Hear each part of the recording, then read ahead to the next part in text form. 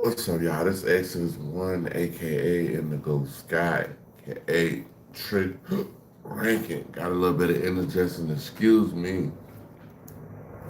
So we about to start this session up, man. About to do a little something in here, man. About to do a little something. So we about to go nuclear because we about to react. So check it out, y'all. We about to do hip hop Buddha, man. If y'all tell me where y'all coming in from, man. City, state, Providence. Let me know, man. Yeah, let me know where y'all coming in from. Oh yeah, hit the like button. Hit the like button. Please hit the like button. All right, y'all. We're gonna get it started. First thing we're gonna do, we rocking with hip hop Buddha tonight. Y'all know we rock with Buddha tight. You know, Buddha's good. Buddha's muy bien. Yo, Buddha gang, what's the word? We back with another one. Hey, look, check this out. So, one of Julio killer's moms took the stand and basically, you know what I'm saying, she was going off. Now, I ain't gonna tell y'all who the mother is, cause y'all gonna be able to figure that out. And then I'm gonna tell y'all why this whole thing made absolutely no sense to me. We finna get into all that. But before we do, man, make sure y'all smash that like button and make sure y'all hit that subscribe button, man. Let's go.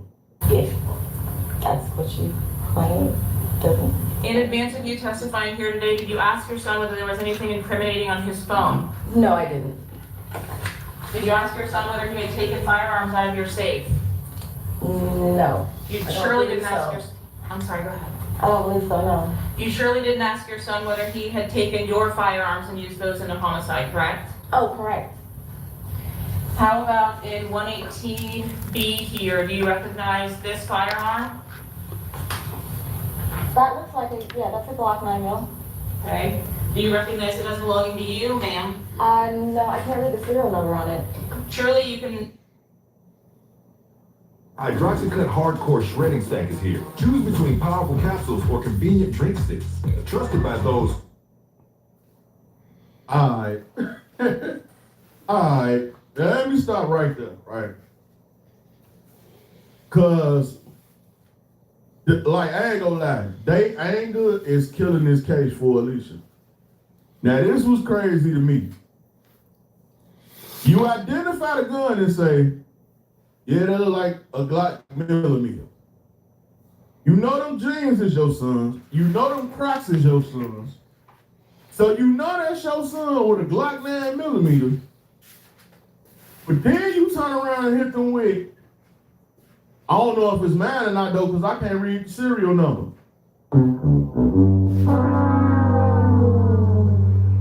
Let's keep it going. You can admit that those are not your legs. No, and I can't say that that's my gun either. Okay. And lastly, we'll show you 118C. Did you teach your son how to dismantle an assault rifle? No, You did not. no. Okay. You don't recognize these pictures from his device. No, I don't. I don't see any reference, I don't see anything to reference it to. It's just, it's a barrel on a sheet. Sure, I'm just asking whether you recognize it, ma'am. No, That's I all. don't. Okay.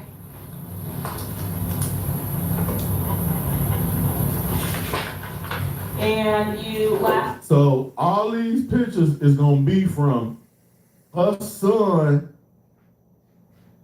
phone. Now remember, I ain't telling y'all who mama this is yet, because we gonna get to that. We have indicated that you do not know your, actually one more. Did you have an opportunity to, at least in your inventory of what was taken or seized by law enforcement, understand that several assault rifles were missing? No, I never got an inventory from JSO. Well, you said you replaced the 2 assault rifles. I knew those were taken. I knew those were taken definitely because when I went home after the search was done, they were missing. And Okay. I know where they are. Were they the only 2 weapons that were missing? Well, I don't know what JSO took. Which indicates you don't know what you had. No. I know they took the 2 ARs and they took some of my 9mm. I think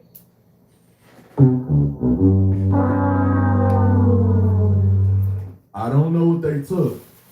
Then you proceed to say what got took. So the prosecutor lady just try to give you an out. So what you saying is you don't know what guns you had. No, what I'm saying is I know what got took, but I don't know what they took. It gets worse, y'all. It get worse. Let's go. 2 of my 9mm actually. The exhibit that I previously identified as having been a photograph on co-defendant Rashad Murphy's device. Hey! I ain't gonna lie though. We said, what's the name had GTA cheat code whole time? It's the mama with the GTA cheat codes. You see what I'm saying? Crazy. Do you remember me showing you this photograph? Yes. Certainly, if your son didn't have access to the firearms, or at least that's what your testimony is, you would not allow his friends to have access to those firearms. Isn't that correct? That is correct. Did your son explain to you that he sent a text message to Gadaze or Isaiah Chance on April 27th of 2024, but with that same identical photograph? No. No. No. Did you know your son or Isaiah Chance to have access to those assault rifles in March or April of 2024? No.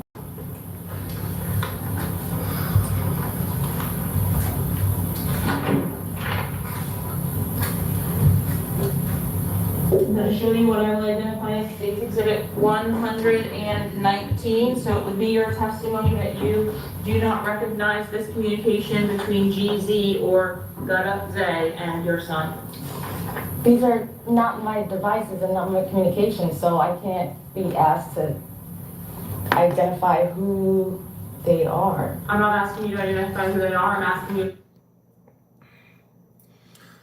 She trying to play around on them people's stand, bro. She ain't.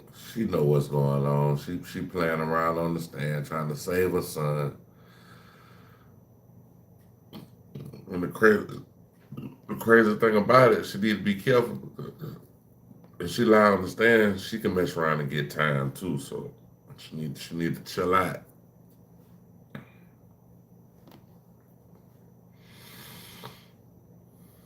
You're aware of the communication, so the answer to that is no. Well, they're not on my phone, so no, I wouldn't be aware of these communications.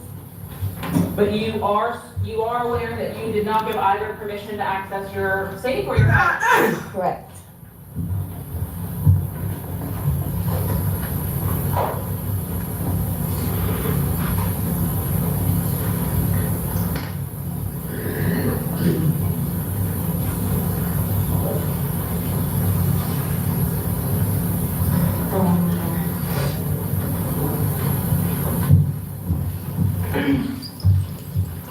And I'm going to go ahead and publish this photograph of of this message exchange. Dates 119. The state would seek to admit this exhibit, Your Honor, 119.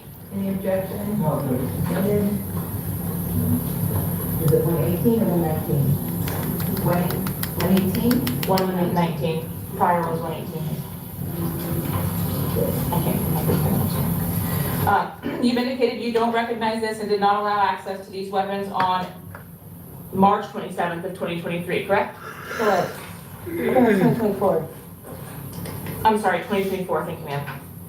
Yeah, I was about to say, I So don't you know. would not have, That damn. Now, what's crazy is the fact that if those was his mother guns, they could have easily charged her.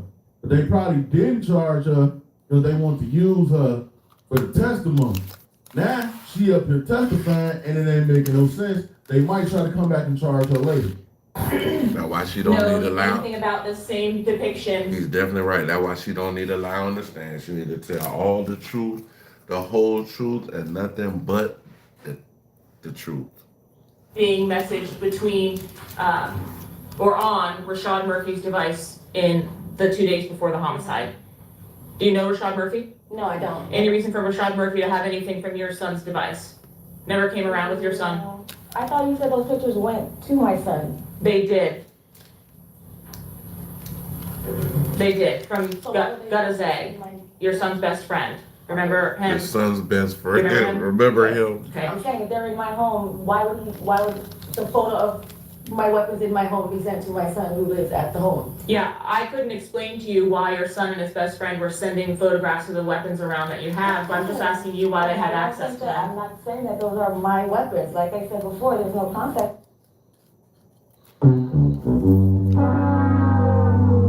You just said, if my son is in the home with my weapons, why would his friends send pictures of my weapons to him if he's in the home with my weapons? Then you turn around and say, well, I don't even know if they my weapons. This lady ain't that bright. She ain't that bright. That's where I can identify where this was taken. You said it's on the phone, that's fine. But there's no context. There's nothing that I can identify as She's talking something about from my content. home. They're gonna lock our ass The up. context is you've indicated your son, other than the one time you took him to that firing range, would not have access to all of your Correct. assault weapons. Correct, Correct? correct. Lastly, you've indicated that your son is not in fact in a gang, is that right? That is right.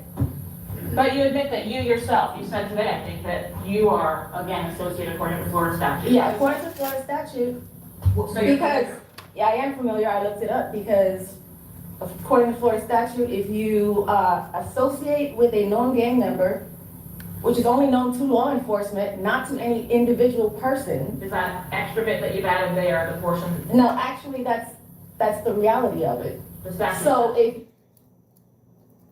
She in the courtroom trying to tell the judge and the prosecutors the law.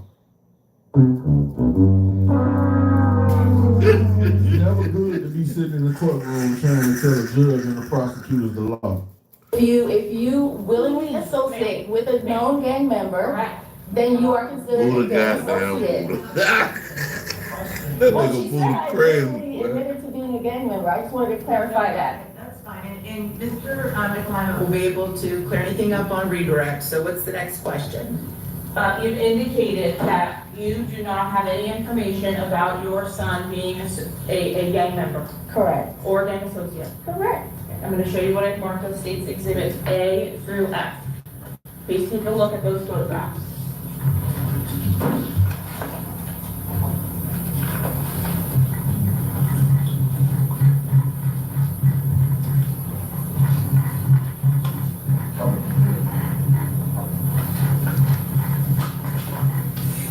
Okay, what gang sign is this supposed to be for?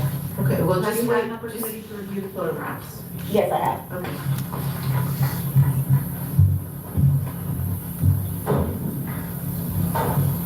And also remember, she seen all these pictures before and she had a different story. I ain't saying they gonna try to, lock up throwing contempt or nothing like that. But when she seen the photos before, she wasn't saying what she's saying now.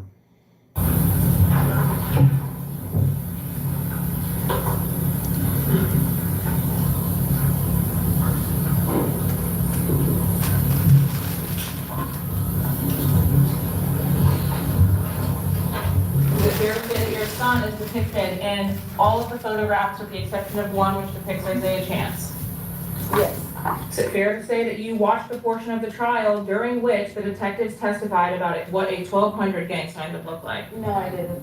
You did not watch the I detectives? did not see that portion, no. Ma'am, please. You did not watch detectives She said she didn't Gravis see it. or Damn, Nader bitch. or Griffin testify?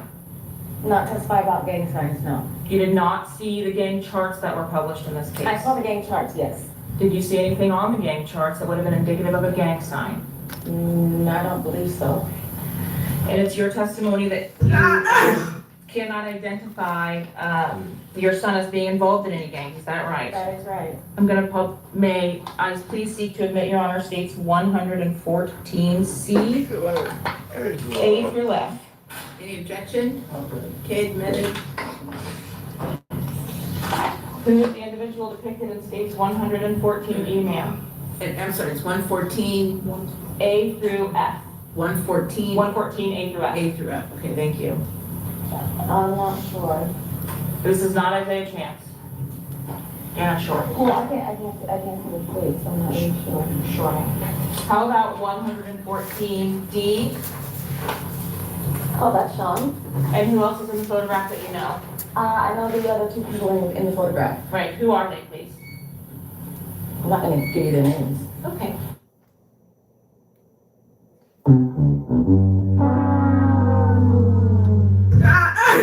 Hey, y'all heard her. In the photograph, that's Sean. Y'all also heard her say, I know the other two people in the photograph, but I'm not gonna get a name. If you weren't gonna get a names, or why would you say you know them? Lord have mercy. Alicia is cooked, bro. You're refusing to give her names? Well, I don't think it's appropriate. Okay, well, you're under oath to tell the truth. so- I am, and I truly believe it's not appropriate. Okay, well, I guess you're the judge now. Okay, go ahead, what's the next question? They're not in. See how she arguing with the judge? Look at Alicia lawyer like, oh no, here we go. Here we go again. The judge been getting into it with Alicia lawyers. I got a video about that coming up.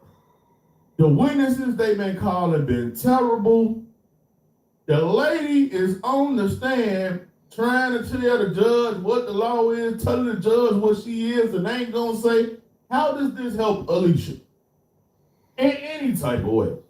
So not only is the judge mad at the witnesses that they're calling, but they're also mad, and she's also mad at Alicia's whole legal team. And y'all see that man like, Lord Jesus, oh my God. He walked in with so much confidence. Remember, he gave an open statement, and y'all would realize that she didn't have nothing to do with anything. Now look at it. God, it's over. It's over. I know it's over. I woke up for that. My man look like he need a Benadryl, a Tylenol, and everything.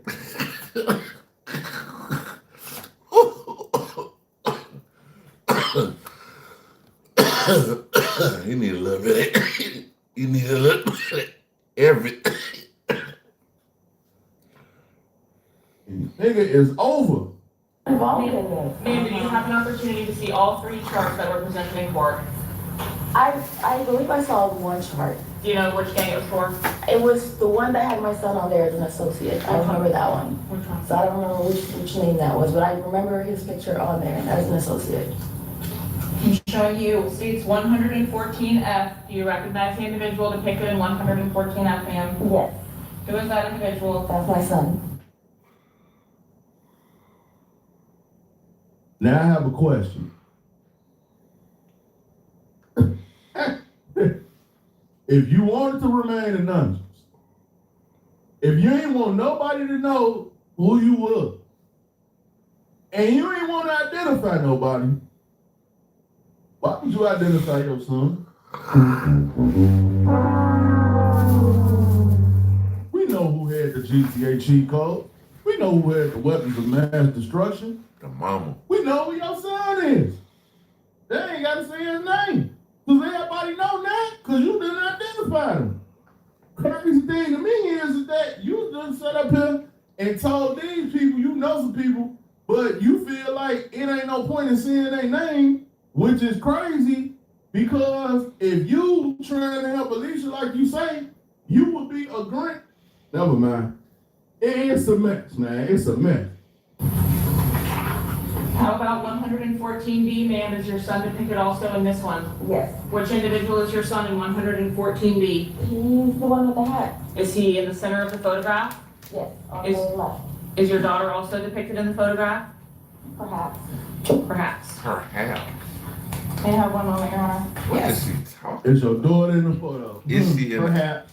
Perhaps. What the fuck? Boy, Who the fuck says perhaps, nigga? Is she on the picture or not, nigga? God damn. Like, help me help you, bitch. You trying to go to fucking jail. They gonna fuck around, lock your stupid ass up for contempt of court, you dumbass bitch. should have took that deal. No further Yeah, she question, should Your have Honor. took that Okay, down. we ready?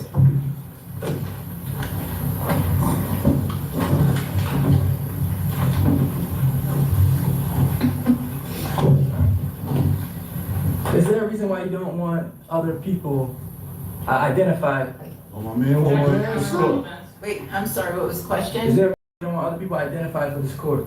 Yes. You can answer. Go ahead. Yes, because, number one, the high profile of the case. Number two, I was directly told by law enforcement. Objection, hearsay. Sustained as to hearsay. Okay. So. It's a very. No, ma'am, I sustain the objection. You can't keep answering, all right? So you're not actually the, Off the back. She like, nigga, you ain't the judge, nigga. Shut the I fuck up. sustain that shit. But I feel that nigga stupid.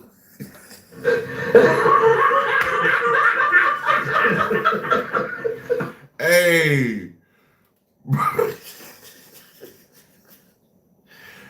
The judge had to tell her, bitch, you ain't the fucking judge. Like, I'm saying, I was talking. She's still trying to talk. You know what I mean? Like, you know what women can't do? And they just keep, yip. That's what she doing right now. Yip. Now, this is crazy. That's You funny. think they finna sit down and let you yip when they gave you the opportunity to yip about what you know? That nigga say, yep.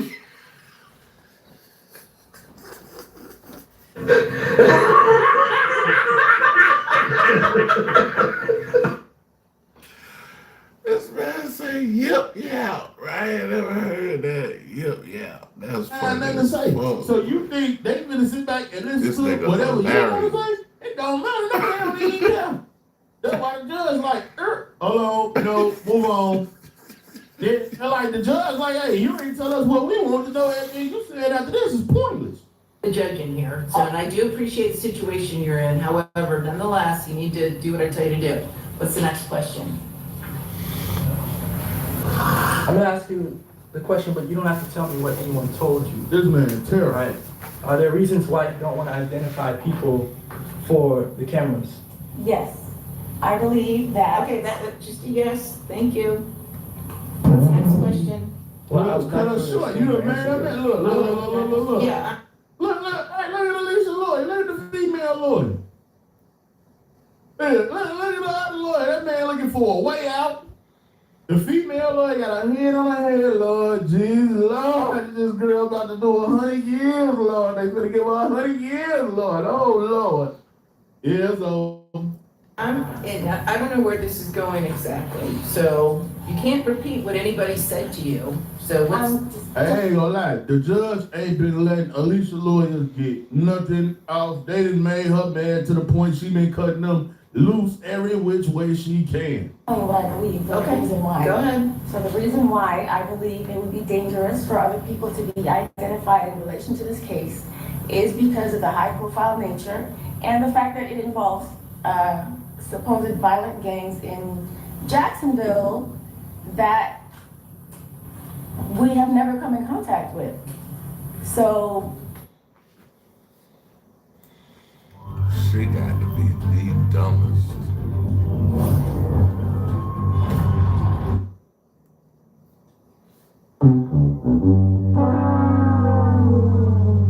You saying your son has never came in contact with these gang members And he throwing up the gang Please. sign. on pictures with, But he throwing up the gang sign. He never was in contact with these gang members. But they just so happen to have pictures of your son throwing up the fucking gang sign of the at an Airbnb who he allegedly committed a murder with, who he has phone numbers with, who he has text messages with, pictures with, everything, and you're saying your son has never been around these people at all. Alicia is fried. I feel like it would be a violation of these individuals' privacy since they're not relevant to the case and they have no relevance to Alicia Andrews. All right, now we're getting into a narrative. So ask the next question. All right. There's a couple things that you wanted to explain, and all we're asking for is the absolute truth. Okay. All right. You were trying to explain something about a safe. The absolute truth. Is there another safe at your home? There is. Okay. My son has a safe in his bedroom. All right. And you were trying to also mention on cross-examination something about a gang associate, and you being a gang associate. Can you explain what your understanding of your title as a gang associate? Okay, once my son was arrested, I found out he was being labeled a gang associate. In order to be labeled a gang associate, by my interpretation of the Florida statute, if you willingly hang around somebody who is a known gang member, then you could be considered a gang associate. However, nobody tells that person that they're a known gang member, and nobody tells anybody around them that they're a known gang member. So if you're hanging around somebody unknowingly and law enforcement has deemed them to be a gang member, then you theoretically could also be considered a gang associate. Now, first you said your son never had contact with them at all. Now you saying your son had contact with them, but because they never told him they were gang members, he ain't a gang member and or a gang associate. Look at Alicia. She knows it's over, man. This ain't help at all. Alicia Andrews, do you have her phone number saved in your phone? No, I don't. And what was the first time that you ever reached out to her? It was during one of the status hearings. I attended every single one of my son's status hearings, so there were some where I noted that there was not somebody there for her. So I reached out. I'm gonna sustain the objection.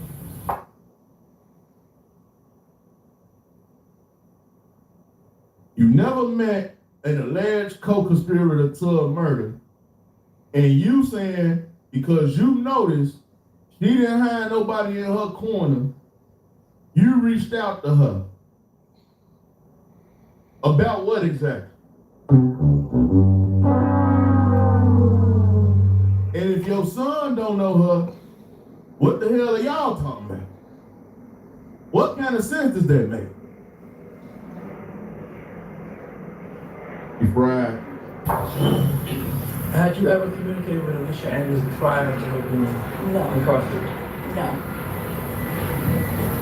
No further questions? Okay, thank you. Ms. Hood is excused. Yes.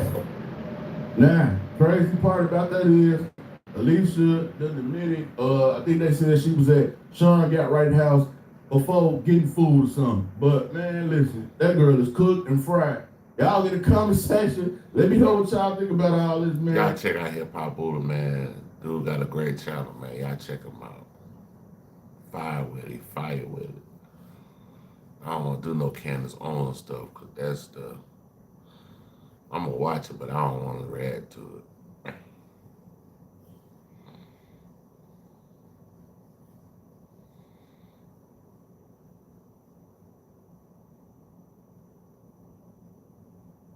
Let's see what Poetic got to say about it. I think he's talking about the same exact thing.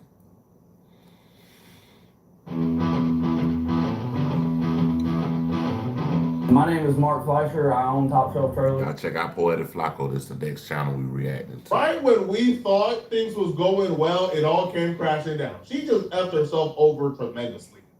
It just got bad for her, bro. It's almost certain she's gonna spend the rest of her life in prison. And of course, I'm talking about Alicia Andrews, one of the murder suspects in this Julio homicide. All right, now her defense attorney on day one in our last video, we covered it. Right, their entire defense for Alicia Andrews was, she was with her boyfriend the weekend in Tampa when Julio died, but the boyfriend was involved. She was not involved. She's not a gang member. She's not involved in this beef. She had no idea what was going on. She was just in the car. He used her phone to drop the low of Julio to the killers, but he did it without her knowledge. She was just there for the ride. That's a bad assumption. Because there's no way of knowing. Although the cell phone data shows that that line was open and there was communication between the two phones, there's no way of of knowing whether Isaiah Chance was the Hold on, bro. Look like her lawyer got a mohawk. My nigga. He an old ass nigga with a mohawk. talker or the listener. And even if Isaiah Chance was the talker, there's no way to know whether he was using explicit language that Alicia Andrews could understand.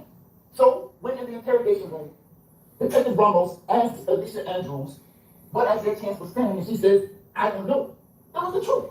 She didn't know. And there is no evidence whatsoever to the contrary. And excuse the fact that him and her stalked Julio the entire night, went to every spot that he was at, and kept dropping the location. But she didn't know who Julio was. She didn't know what was going on. She didn't know none of the killers. She did know. She do know who Julio When the was. prosecutors came, they shut down that entire defense. They shut down that entire she's innocent, she's oblivious act, man. The prosecutors first destroyed that entire argument by providing text messages that she sent to her friend a couple years ago, saying that she wanted Julio dead. And she specifically told Cause they said that basically Julio had something to do with one of her boyfriends getting killed. you that she He was one of the people actually named in the song "When I See You" by Julio. was aware that he was in a gang. Is that correct? She was aware that he was tied in or affiliated with the gang, yes. And then the defendant then texts back to you, and this is January 21st of 2021, 8:39 a.m. Girl, I don't like Julio, LMFAOOO, ugly ass. He need to die. And SHID, that was will friend, and then FUCK, that code, and SHIT, bitch, he shot me and my friend died, question mark, question mark, question mark. Yeah, I'm pointing out who did it. What's she saying there? What's she talking about? Well, she's referring to somebody that had just died that we know. In this gang war? Yeah, we're basically just gossiping. Okay, I Because we were understand talking that, about but the who city was it girls. in this gang war that she personally knows? Personally, Yes, you're saying that you were talking about a friend that just died. Who's Will, that was the only person that we both know. Will at Rains School, is that, or who else? That's it. Bruh, you really gonna sit in that courtroom and play them folks' faces, bro? Why do black folks think they smarter than the police? Why do black folks think they can outsmart the police and it never works out well for them? That innocent act went out the window as soon as them white folks took the podium, bro, and started putting this case together. Talking about she was never a part of the group, she was never a part of the gang. She's not involved in their issues, but you texting your friend saying you wish him to die. So, yeah, we got the motive now. You wanted him to die because he dished your friend. That's what I'm saying, bro. Like, I don't know if y'all know, but Suge Knight talks about a lawyer.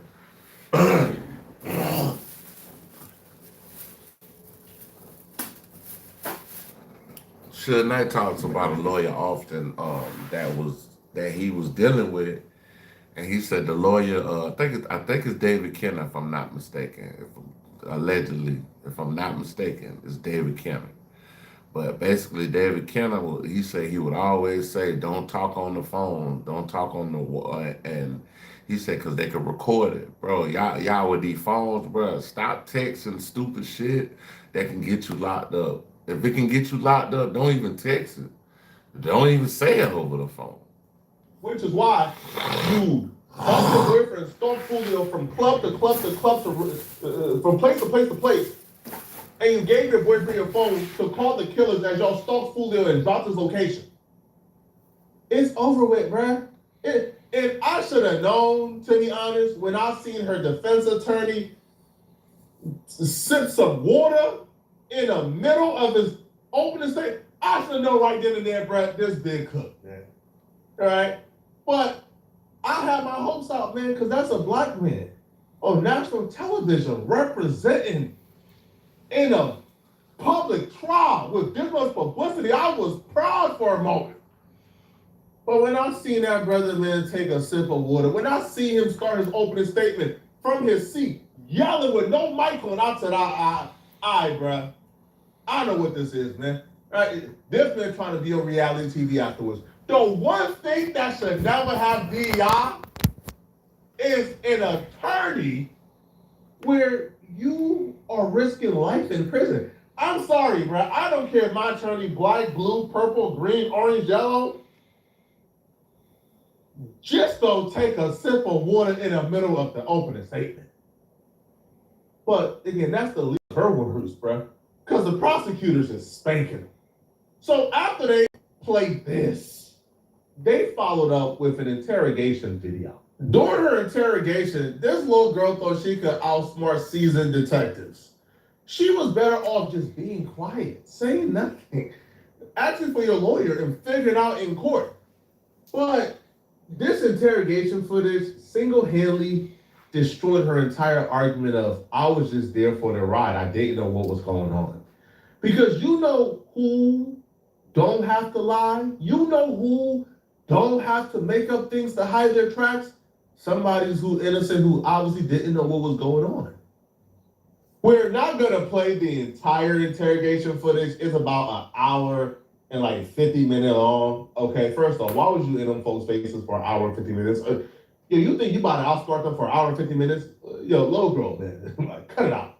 Okay, but also too, we're not gonna play it. But what we would do is we're gonna play the detective on the stand, right, giving a summary of what took place and detailing every lie she told and how they discovered it was a lie. I want to ask you about some of the items that you were showing her. That first video that you showed her, what video was that? The ring camera footage from the Airbnb that the defendant stayed at. Is that the same video that we've shown here today in court? Yes, it is, ma'am. And did she identify herself in that Airbnb video? Yes, she did. At some point, did you show her a video of the McDonald's? Yes. Did you ask her who was the driver? Yes. Did she ever, in the entirety of your interview, provide you with the driver's name? No. Did you ask her about why she was wearing the COVID mask? Yes. And what did she say in reference to the mask? Two separate things. At first, she said that she was worried about getting sick because of her pregnancy status. And then the second thing was that she uses it to block the smoke at clubs. I'm going to show you State's Exhibit number 78. What does Amazon Live mean to me? Oh my gosh. It's just like my little community. I love doing it. Can I tell you? At some point, did you confront her with being in the McDonald's, in the drive-thru of the car at the McDonald's? Yes.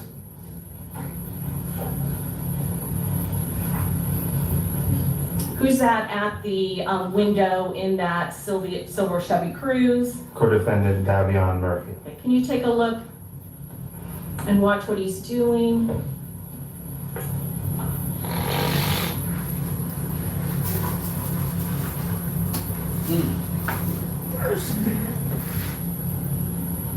Can you tell us what he's doing? He appears to be smoking a black and mild. Okay. You know how God knew the scallywag Eve ate the apple? God knew she ate the apple because after they ate the apple, they began to put on clothes. They were innocent before they ate the apple. They didn't know they were naked. They didn't even know what being naked was. But when they began to put on the clothes, they began to lose their innocence. They became aware. Aha, you ate the apple. In the case of Alicia Andrews, they knew she was lying and she was 100% involved in this Julio homicide and that she wasn't just with her boyfriend going along unaware what he was doing because she began to tell lies, okay? When you say, I wore a mask when I went to the club that Julio was at to confirm he was there because I'm pregnant and I didn't want to get smoke or inhale smoke. And then they play a footage of you and Davion Murphy and your boyfriend at the McDonald's, and he's smoking a black and mild in the vehicle that you're in without a mask. They say, no, you're not afraid of smoke. You obviously wore that mask for other reasons, and it wasn't smoke at all. But the lies didn't stop here. All right? She got to be slow. She got to be the slowest motherfucker I ever seen in my life. They began to now ask her, hold on. You went to multiple locations and multiple spots. Fulio was at, but you never went in fully. Like you never fully went in. Why? She got caught up in another lie. She told them, well, we went up to the bouncer and they said we needed this much to get in. So we said that was too expensive and we left. Y'all gonna stop thinking y'all smarter than the police, man.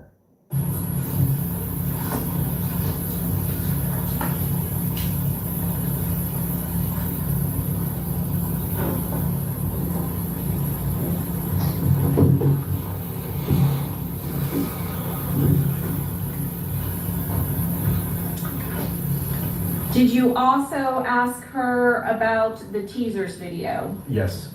And specifically, was there statements made during that interview about what she did when she was there? Yes. Okay. What did she say specifically she was doing there? She said she went to the Teasers Club potentially to patronize it, to go inside, and claimed that she went up to the bouncer at the front door, asked how much it was to get in, and after hearing the price, they decided not to go into the club. Did you confront her with the video footage at the Teasers video? Yes. And after you had told her that she never did that, did her reason change as to why she didn't go in? No. Did you also talk to her about the Truth 18 video? Yes. And what was the reason why she gave for not going into the Truth 18 video? That Isaiah Saints doesn't like packed places, but she also claimed to have gone up to the bouncer and inquired about going in there as well. And did she ever go into the Truth 18 up those stairs that lead up to Truth 18? No, she did not. Have any contact with any of the bouncers or employees that were inside of the Truth 18? No, ma'am. I urge all of y'all to watch the full interrogation footage. Like, you could see the moment they realized, oh yeah, she is suspect. It started off as them kind of talking to her as if, like, she was their daughter. Now, I know that's a strategy when it comes to detectives, bro. But you would kind of tell they didn't know for a fact if she knew what was going on. They was kind of trying to coax her into kind of giving up to other guys. But once she began to tell obvious and blatant lies, such as this one, that's when they, oh, you knew. Because just like Eve, all right, God knew Eve ate the apple because Eve realized that she was naked. How do you know what naked is if you was not aware before you ate the apple, right? Like they didn't even know what like anything was. That apple gave them the knowledge. With this is, if you was innocent, you wouldn't feel the need to lie about the simple things that could be proven. Like, for example, she tells the detectives, I've never seen Sean Garthright in my life. I don't know who he is. Sean Garthright is the pretty light-skinned boy who was apparently like the biggest savage ever. He's the one who shot Julio Fulio in the foot earlier that year, and then ultimately was one of the 3 shooters who shot and killed Fulio in Tampa. She said she ain't never seen him a day in her life. Come to find out, they got video footage of Sean Garthright, her boyfriend Gunna, and her riding in the same car to go to Tampa. So once she said that about Sean Garthright, oh, they know, oh, yeah, for sure. She's a willing participant. That's why she's lying about things that can be verified. That's when I believe she became, yeah, you're gonna get charged too for a fact. She probably was gonna be offered some type of deal like, hey, you can testify against these guys, you can probably get off in like a year or 2, probably get charged with accessory. But the moment you start lying to cover things up, yeah, first degree murder, buddy. Damn. If you've been waiting to apply for She disability should have benefits. took the 17 years they I'm offered Sarah, her. and I'm a lawyer at Atticus. But if she would have, if she would have actually been quiet and didn't say anything, got a lawyer, that's what they probably would have had. Just offer her, like, just testify and we'll, you know what I'm saying, we'll make everything go away. But she want to play tough. She want to sit in the interrogation room, play with these people, play in their face. And it backfired on her. Now she facing life in prison, bro. At some point, did you show her the cell phone mapping on your computer in that interview room with her? Yes, I did. And what was the point of doing that? again, just trying to get her all the information so she can make an informed decision. Did you show her photographs of Sean Gathright? Yes, I did. Did you pull them up on your computer, on your laptop, and ask her whether or not she knew who this person was? Yes, I did. I show you States Exhibit 36A, States Exhibit 36B. Is 36A the photograph that you showed her and pulled up on your laptop? Yes. And did she say or give you any information as to his identity? She said she had no idea who this was. At some point, who did she say she was staying at the Airbnb with? She said the only people staying at the Airbnb were her boyfriend, Isaiah Chance, and who she referred to as his little brother. Did she ever identify who the little brother was? No. When you showed her that photograph, States Exhibit 36B, did she ever say she knew anything about him? No. And did she say she could she identify who was in 36B? She said she didn't know. Did you question her in depth about the type of car that she rode in, the black Impala? Yes. Did you and Sergeant Campbell also question her about whether or not she had seen a black Impala either at Teasers or Truth 18? Correct. Based on the video evidence in this case, is it clear that she that she rode in a black Impala, the black Impala in this case, from Sean Gathwright's house in Jacksonville all the way down to the Airbnb in Tampa? She did. Sitting up in that courtroom and playing it on folks' faces, bruh. You would have been better off, man, just taking a life, just taking life imprisonment and not waste them folks' time, bruh. I don't know why you would even do some stuff like this, bruh. Why would you even get yourself involved in this? Like, why? You are a girl. Like, bruh, if they go to like commit a drill, let them do it. But you probably so thirsty to go along to be with them, thirsty for some pipe. Oh, man. Y'all let me know in the comment section, though, man, what y'all think about this. All right, y'all think I she's check finished? out Puerto Flaco, but old girl that's Alicia, whatever the hell her name is, she is cooked. Like, literally cooked.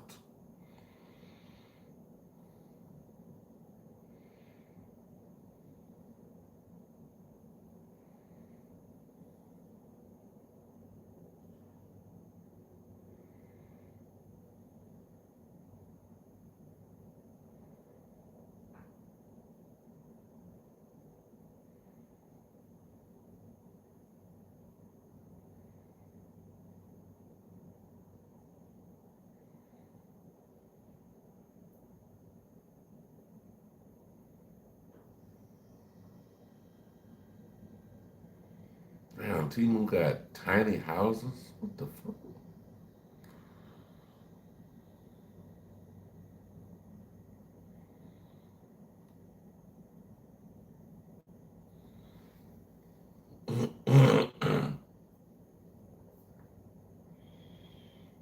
Said a teacher got caught with cocaine at the school. Wow.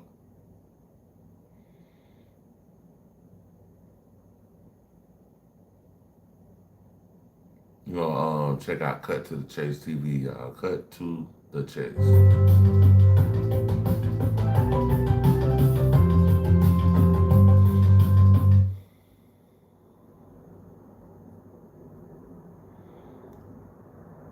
What's up, fam? This your boy, Cut to the Chase TV. Be sure to hit the like and subscribe button, and be sure to share this video. I got some news for Negroes today. It was recently revealed that the feds looked over Lil Durk's social media accounts and they searched through his phone, and they found no evidence linking him to the murder for hire case. And once the news hit the internet, everybody began celebrating. All his fans got his victory information, and then they started sending me messages like this. See, because I told you Lil Durk was innocent, the fans just announced that they have no evidence against him. And I was like, oh, really? Now you happy. Now you in a joyful mood. But just a few weeks ago, y'all niggas was panicking. Y'all was saying Lil Durk is being framed. Y'all was threatening the judge. We seen the paperwork. Some of y'all crazy ass niggas had the nerve to call up to the courthouse threatening the judge. Talking about you better not convict Lil Durk or else. I don't know what dummy did that, but whatever dummy did that, I know they traced that number and they probably in jail too. Dummy. Who the hell y'all think y'all are? Y'all ain't rap too tight. So when y'all tell me that Lil Durk is innocent, when y'all tell me that the feds have no evidence, I'm gonna take your word for it until I look at the paperwork. And that's exactly what I did. Yes, it's true. The feds looked at Lil Durk's social media's account. Yes, it's true that the feds went through his phone. Yes, it's true that the feds said they didn't find anything worth presenting in court. But that don't mean they don't have no evidence, because according to the paperwork, they got a whole bunch of witnesses against Lil Durk. One witness even said that Lil Durk put 6 bounties on people after Kevon died. They say Lil Durk was hurt, he wanted revenge. So basically, they don't even need the information that's actually in the phone. They don't need that. They got enough snitches to bury Dirk. He was dropping bags on everybody. And once I read that, I was like, damn. We can say what we want to say about Lil Durk. We can say he was tricked off the streets.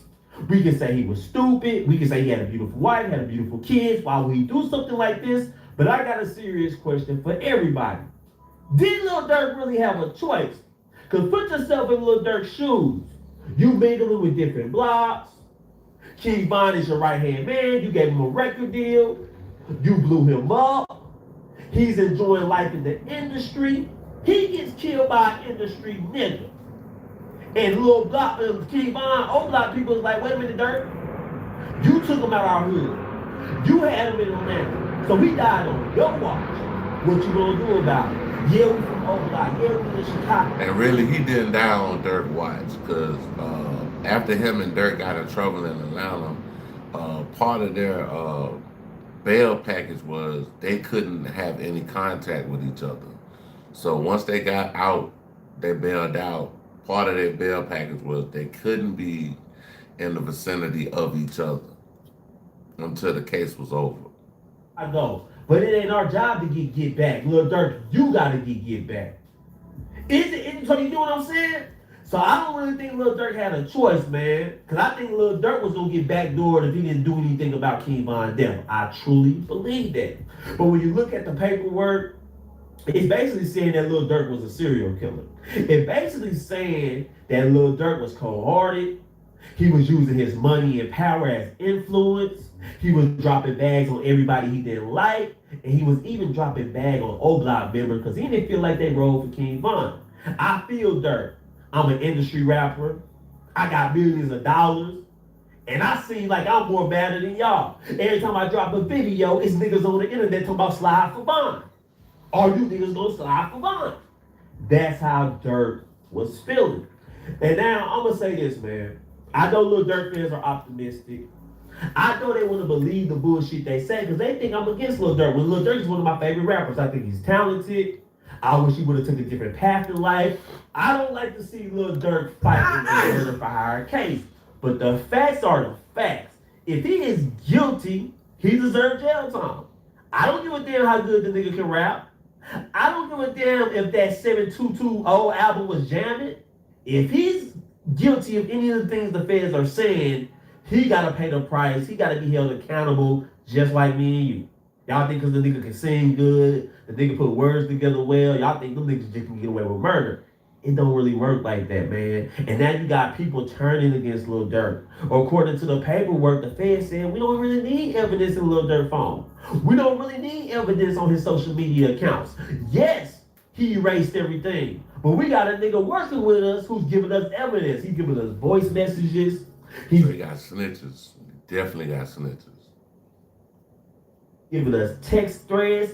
You gotta be crazy, sick in the head if you think the feds is finna arrest Lil Durk and they ain't got no evidence. You think they just listening to a nigga, he say, she say, no, you gotta show me evidence, then we gonna go get him. And I believe that's exactly what happened. And another thing about this murder for hire case that I think a lot of people is overlooking, if you pay attention to the paperwork, the feds are trying to establish a RICO case against Lil Durk. So they basically said, even if he beat this murder for hire case, we gonna double back with a RICO case. Don't believe me?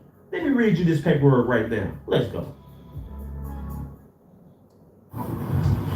See, they keep us Not tonight. When spiders show up? Ooh.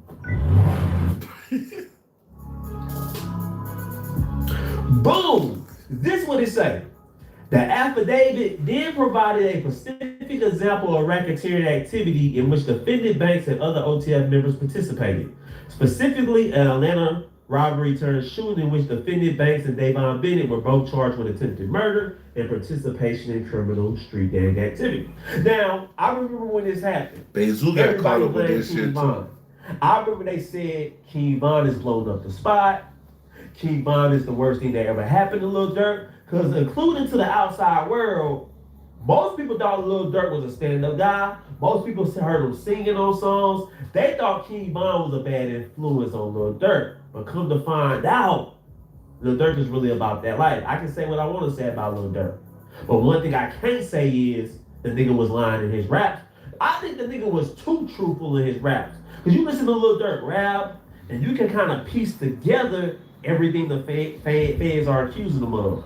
That's all I'm saying. And you see something like this in the paperwork, they are clearly saying that OTF was a criminal enterprise, and I gotta agree with it. I think Lil Durk was using his money from the music industry.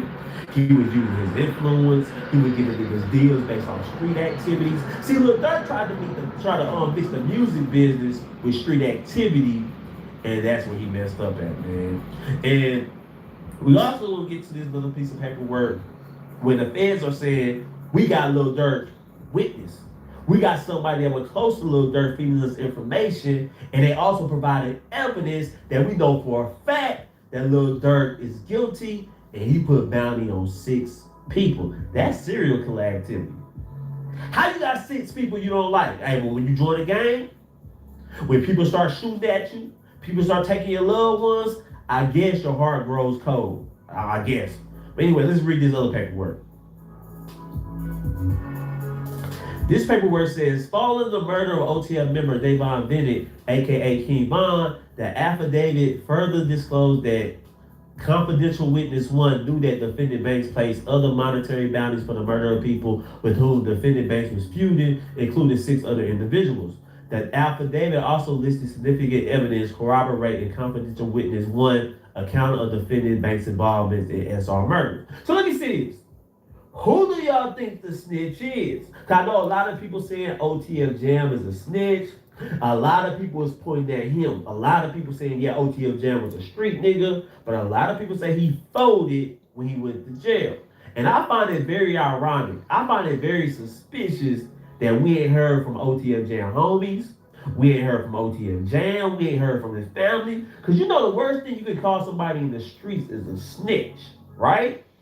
And most niggas ain't going for that. Even if they in jail, they'll find a phone, they'll do an interview from jail, plead their innocence. But we ain't heard shit from Jam. He ain't denied nothing.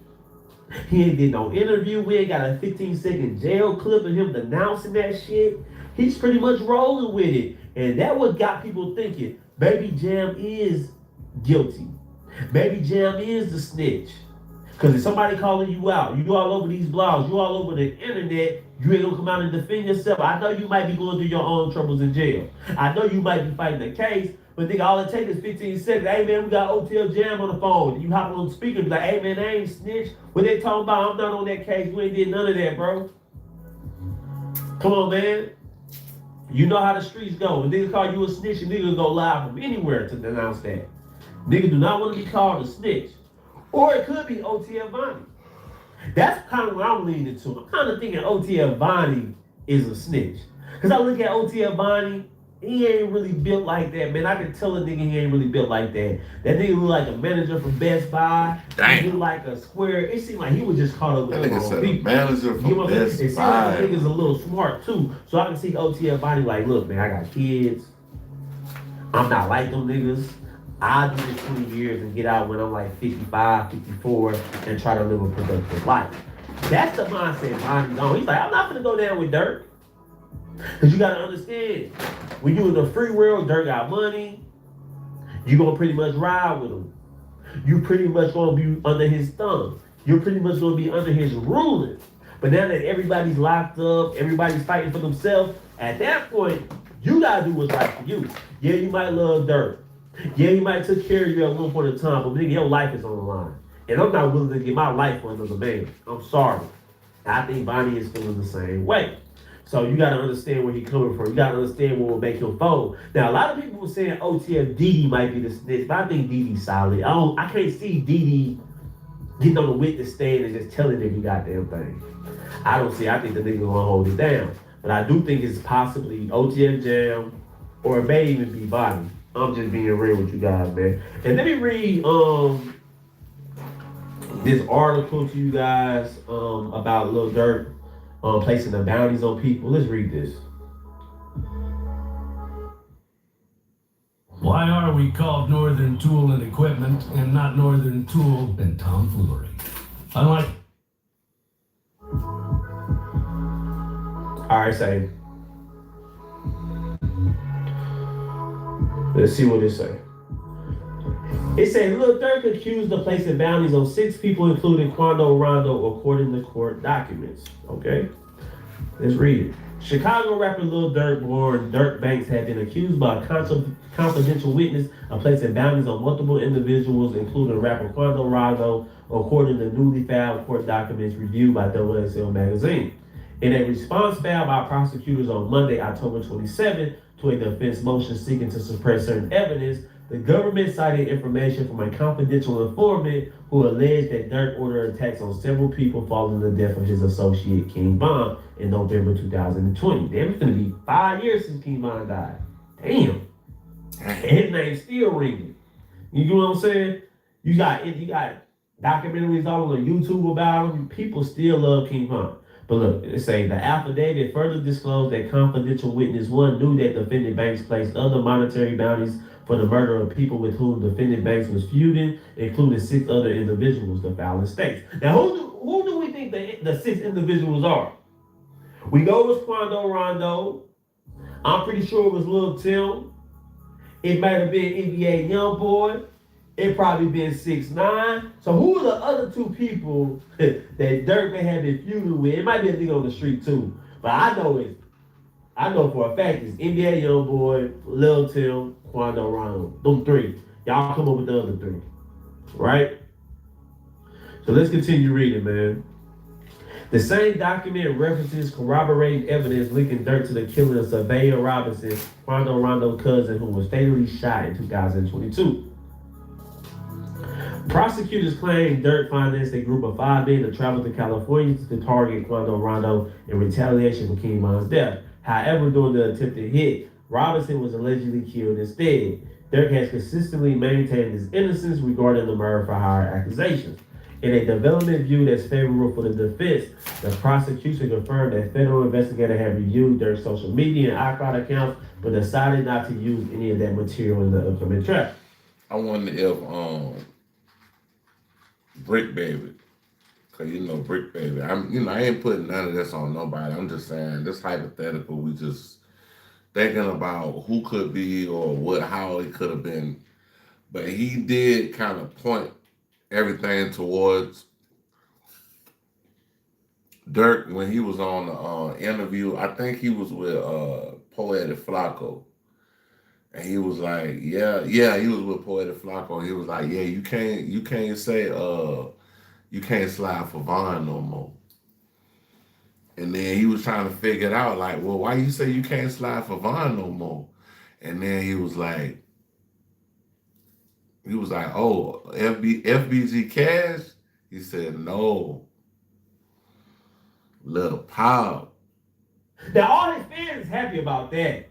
But that just shows me that they got a lot more evidence. Like, fuck the shit that's in his phone. Fuck what's on social media. We got these witnesses. So they case so strong with the snitches, it's like they don't even need the information in the phone, bro.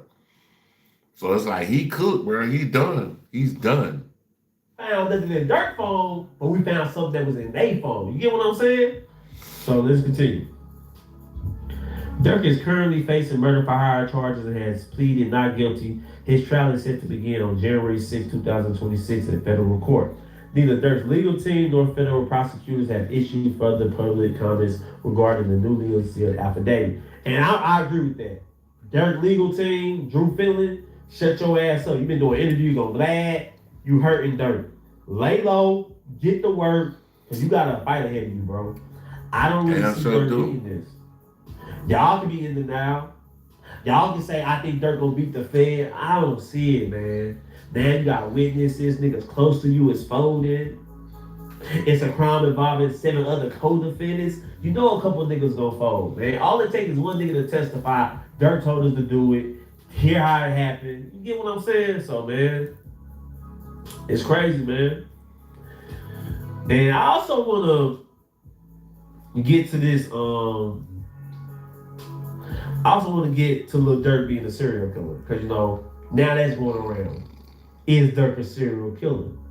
And if everything the feds are saying is true, Durk is definitely a serial killer. Now it's gang violence. A lot of people was after him. A lot of people took family members from him. But nigga, if you try to kill more than 3 people, nigga, you are a serial killer. You had 6 bounties. Bro. A lot of people are accusing you of killing Stefan Mack. Some people think you played a hand in MPD Duck Death. Come on, man. We gotta throw you in that serial killer category. Just like we did King Von. Just like we did 051 Melly. If you take more than 2 or 3 people out, nigga, you are indeed a serial killer. And listen to this. It's a court document that basically proves that Lil Durk wanted people gone. I'm gonna read it to you guys. The feds, meanwhile, revealed in a filing today that Lil Durk allegedly offered a bounty to kill a family member of a witness. Y'all see that? You see all that? Remember Lil Durk got caught with that Apple Watch? Is there evidence in that? He got caught with because he got an Apple Watch in prison. He was trying to communicate with people he can't communicate on a jail phone. You know, the jail phone calls are recorded. You know, they reviewing that shit. So Lil Durk tried to be slick. Bring me an Apple Watch, and I'm going to try to communicate with the outside world on the Apple Watch. So did they find anything talking about target a witness? Let's be honest, man. Lil Durk's life is on the line. He can't be convicted. If he's convicted of anything, his life is over with. He lose India, and he got to live with that. Nigga went from eating steak, flying on private jets. Nigga, I spent the day in jail. Worst day of my life. Worst experience of my life. Nigga, I can't sit in no dirty ass jail cell. Niggas playing and shit. Niggas laughing. Niggas were too happy in there for me. Nigga, I'm distraught. Nigga, I'm looking like a lost dog in that one. Everybody want to talk and laugh with you. They want to ask you why you're in there. They want to compare cases. Hell no, I'm trying to get the hell up out of here.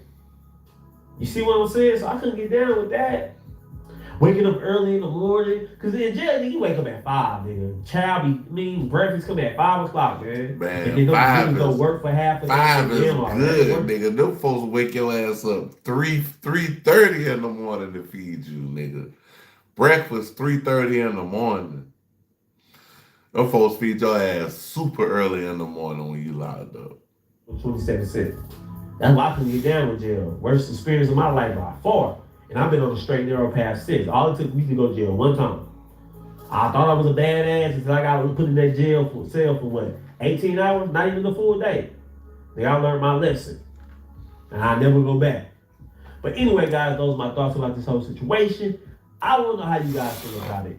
Do you think this is good news for Durk, or do you think this is bad news? Remember, the feds said they searched his iPhone. The feds said they searched his social media.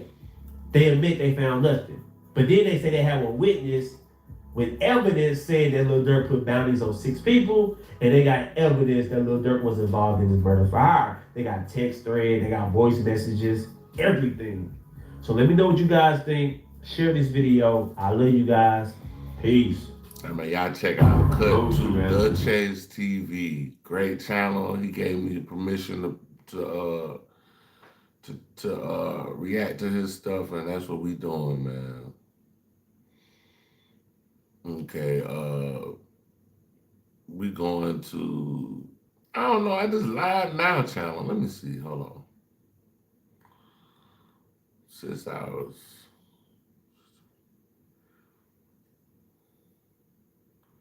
Oh, yeah, I definitely want to watch this one. This Poetic Flacco, we flipping back Poetic Flacco, y'all.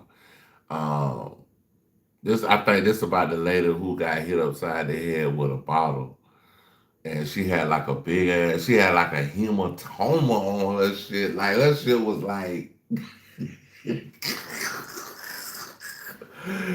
Yeah, she was like, but she was, man, this lady crazy though. But hold on, y'all.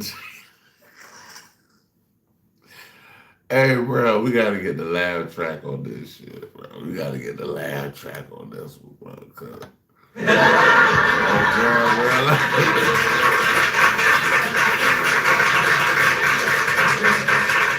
hey, bro, she was on this motherfucker like, you black men are standing here and let him hit me and all that.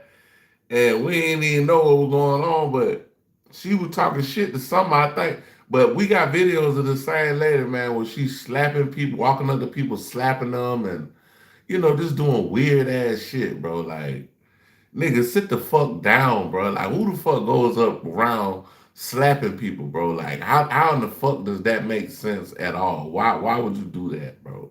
You putting yourself in harm's way. You might slap somebody and then pull out a pistol and shoot your punk ass. So sit your bitch ass down and be a goddamn law-abiding citizen, bro. What the fuck? We live, American Bible. You read my mind. This one goes out to the stars. All right, y'all, hold on. American back. So look, hold on. Do y'all remember Rhoda Osmond? Okay, so check it out, y'all. Damn, what I was about to say. I don't think that they're gonna cut the food stamps off. Y'all heard it from me first. I don't think that they're gonna cut the food stamps off. I think that November 1st, people are gonna get their stamps or whatever. So, AKA the Brick Lady. Well, if you do remember her, I have some fortunate news for you. She has hit rock bottom, and her life is completely in disarray right now. Have I ever done to anybody in my life to deserve this? man, she had like a whole head on the side of her head. That shit was like whoop whoop whoop. To hurt anybody. Literally, a man asked me for my number. I said no, and he picked up a brick in front of so many men.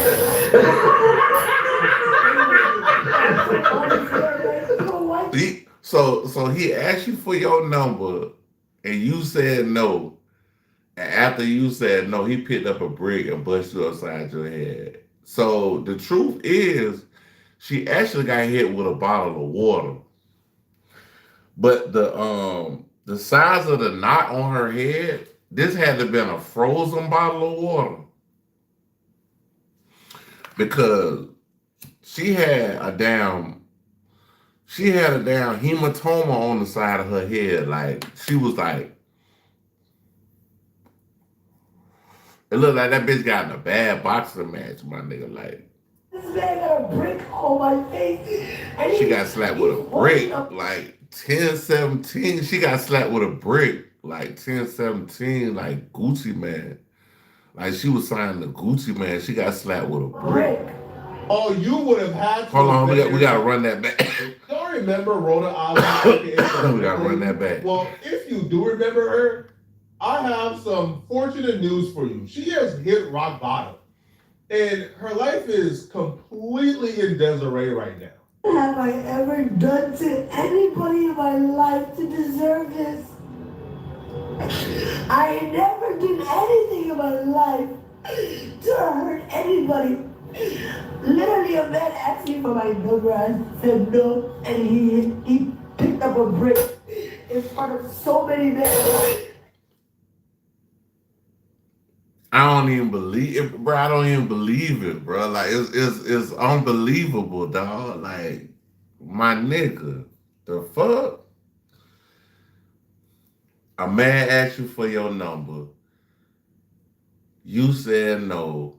He pick a brick up and bust you upside your head. It don't make sense, bro. Like, it don't.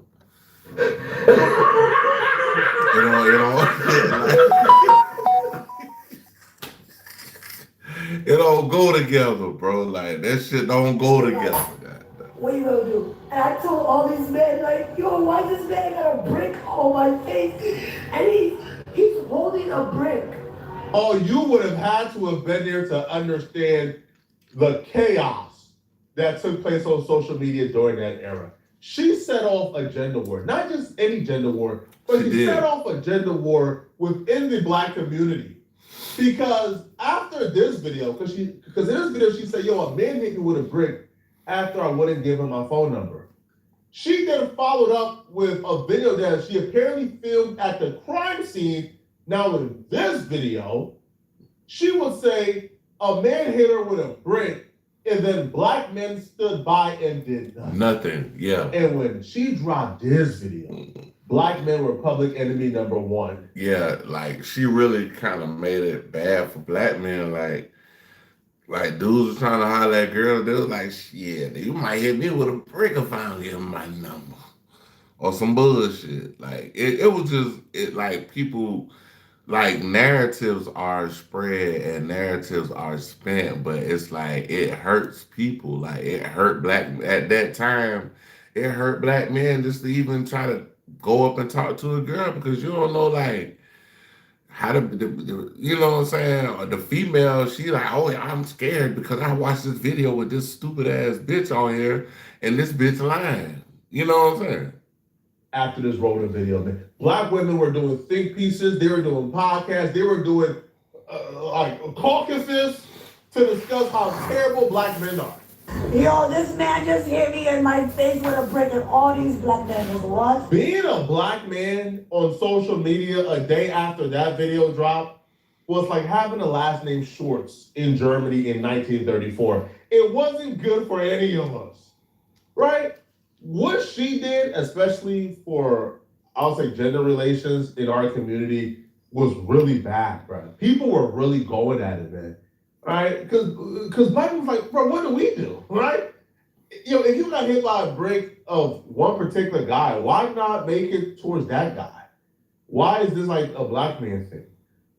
And then the story of Rhoda began to break down gradually, right? Because we started to get to the truth. Who she was videoing, they came out and they said, hold on, we don't even know what was going on. Like the incident that happened with her happened like across the street somewhere. Like she ran over to us and began recording herself.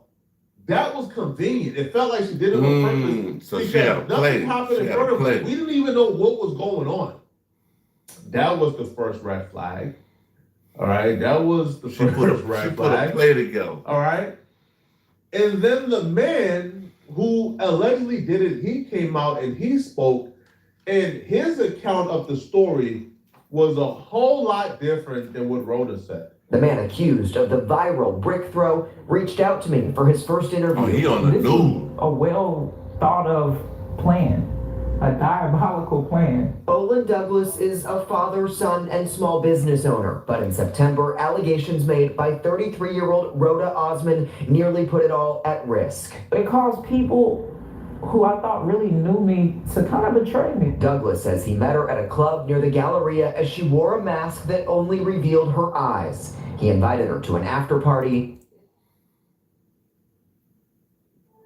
Si vives con VIH, da el paso de mirar más allá So de this was the dude that actually supposed to have as she wore a mask that only revealed her eyes. He invited her to an after party. It's as if she was trying to get in some type of conflict. But says she was aggressive and very intoxicated. So now look, y'all. He said she was trying to get into conflict.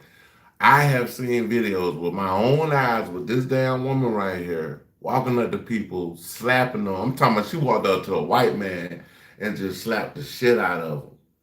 So you walking around slapping people, and then the minute somebody hits you upside your head and you get a fucking hematoma the size of another face on your face, you mad now. Bro, you can't be a bully and then when somebody whoop your ass mad because you got your ass whipped. Like, that don't make sense, bro. Like,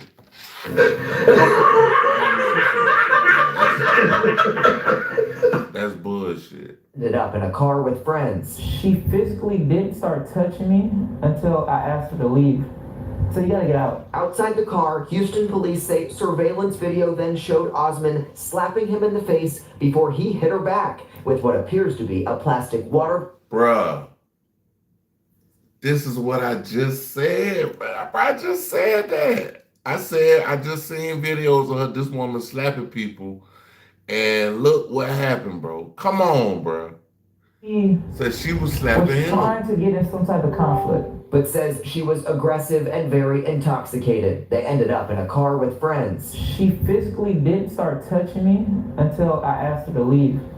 So you gotta get out. Outside the car, Houston police say surveillance video then showed Osman slapping him in the face before he slapping him in the face. I just said, bro, I never seen this video since but I ain't seen this video before though, bro. I done did my due diligence, my research as, you know what I'm saying, a YouTubian or whatever you want to call me. And those are the results, bro. Like, I mean, she trying to make it look bad for black men. Like, you like, bro, like, how you gonna come out here talking about all these black men stood around and watched me get slapped and all this shit? Bro, and then she said she got slapped with a brick when she got slapped with some water. But I'm like, if that nigga slapped her with a little bottle of water, bro, it must have been a glass, it had to have been a glass bottle of water, or it had to have been a frozen bottle. Cause ain't no way, bro. That bitch shit, that bitch shit look, that bitch that look like Quasimodo.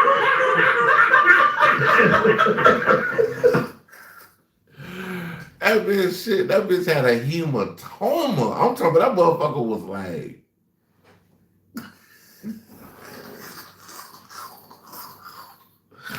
nah, it ain't funny, bro, but bro, you play stupid games, you get a stupid motherfucking prize, nigga. Like, that's what you get out here, bro. Like, ain't nobody doing all that, bro. You ain't finna just be walking up on folks, slapping folks and think somebody just gonna be like, oh, okay, you slapped me good. Bruh. She thinks she used the womanhood shit. Like, don't use womanhood to feel like you're because they say they want to be equal, but don't use womanhood to like as a cloak. Like, you could do whatever you want because you a woman. Like, you, like, bro, you slap that man slapped your ass back. And get what? You got a knot on the side of your head. You got a knot. You got a knot on the side of your head. You slapping folks out here, and you got slapped with a water bottle. And then the shit was so crazy was he must have slapped her so hard. I don't know if she seen the water bottle or did the water bottle explode? Was it, like I said, was it frozen? Was it glass? Because she got slapped so hard, she might have thought it was a brick.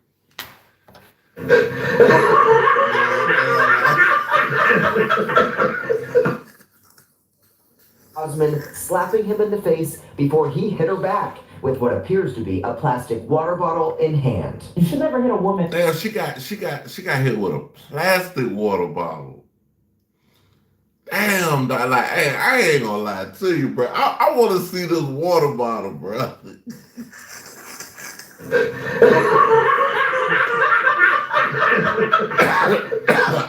I swear to God, I want to see this motherfucking water bottle, bro. Like, whatever did, like, I need some water bottles like that around here. Like, they're my front door. Like, somebody come around here playing around and shit. Like, bro, I'm just being real with you, bro. Like, if she got slapped with a plastic water bottle, bro, I'm trying to see what this water bottle look like, my nigga. And it had to been frozen. It had to been frozen, bro. Cause, boy, that bitch shit, I'm like, God damn. I mean, nigga, bro, I can hit myself hard with a water bottle like right now, and I ain't gonna get that shit. That bitch goddamn.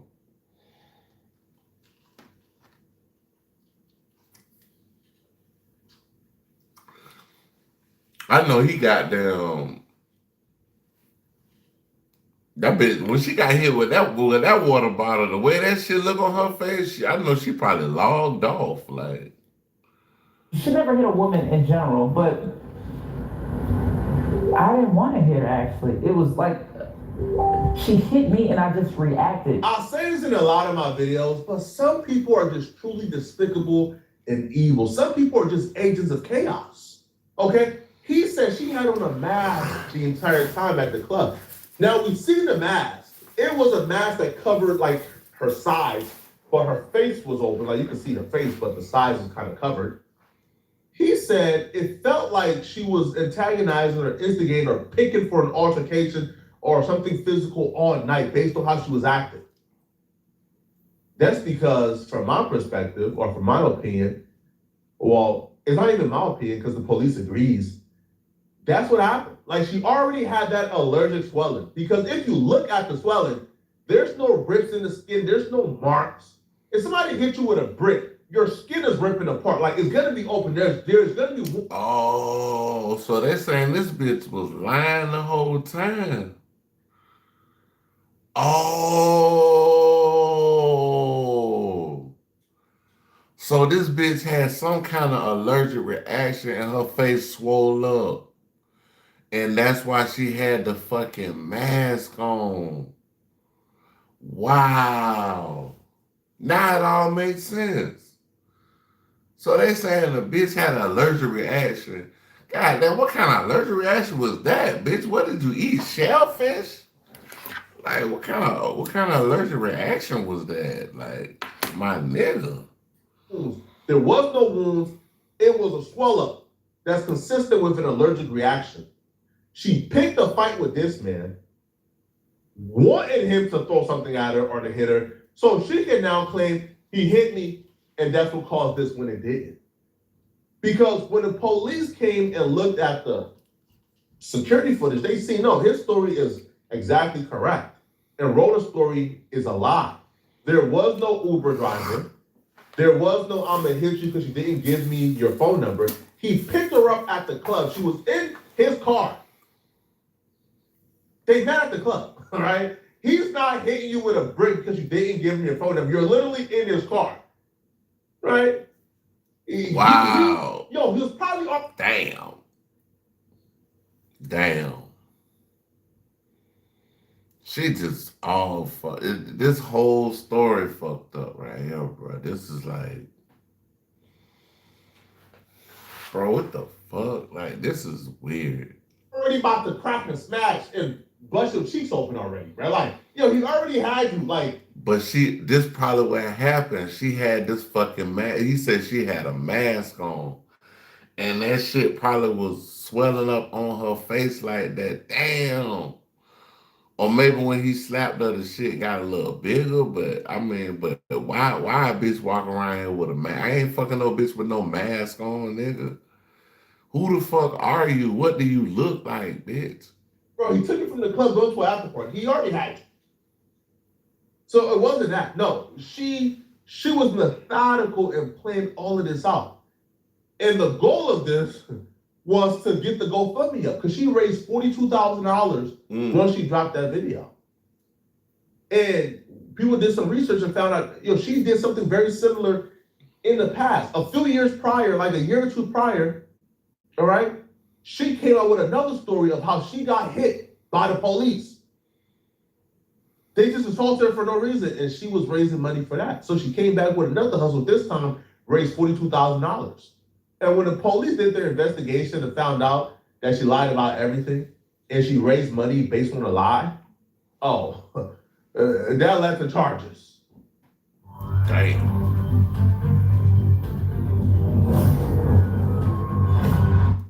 Raised money based on a lie? That led to charges. According to court documents, the footage didn't match what Osmond told police, that a male Uber driver threw a brick at her and tried to kidnap her, that she did her own investigation and was told that Douglas was the one who assaulted her. She's now charged with theft because prosecutors say she made it up and tried to profit from this GoFundMe that raised more than $42,000. Damn.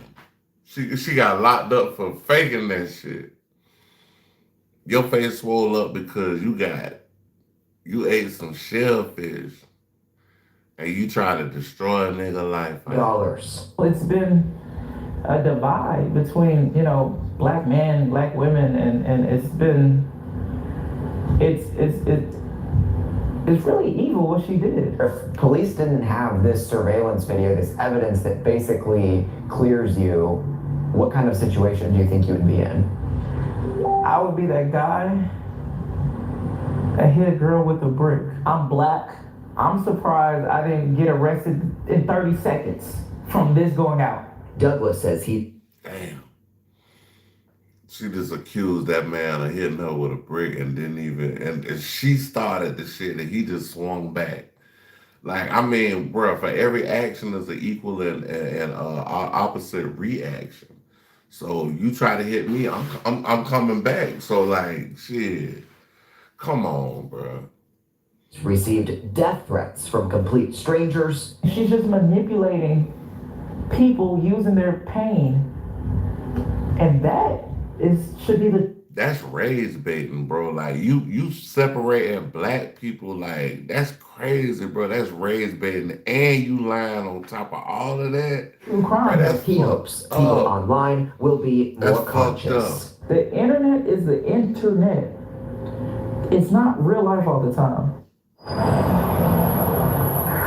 And I spoke with Houston police this evening. They tell me that the Major Offenders Division investigated this alleged assault, but the evidence in the case led them to this theft charge against Osmond. Tonight, she does remain wanted, but in an Instagram comment from her page, she said that she's been harmed and abused and looks forward to her day in court.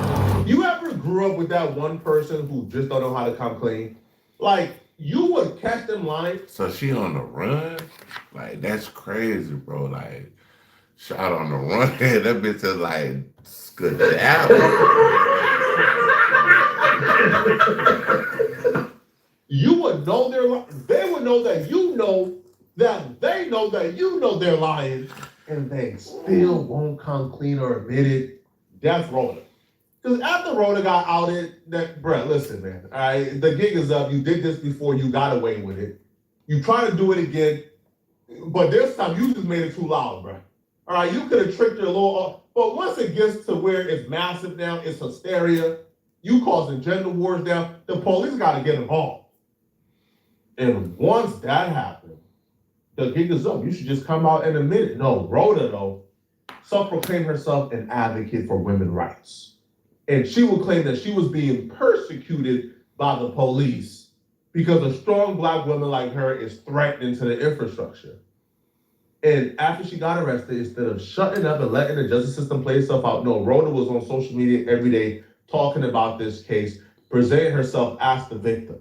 I'm asking you guys to help support, not just me, but our entire community, because I cannot do this by myself. Not only am I a She got down and she doing all this, and this bitch lying, bro. Like, what the fuck, bro? Like, these bitches is ratchet and ruthless as fuck out here, bro. These bitches is ruthless records out this motherfucker.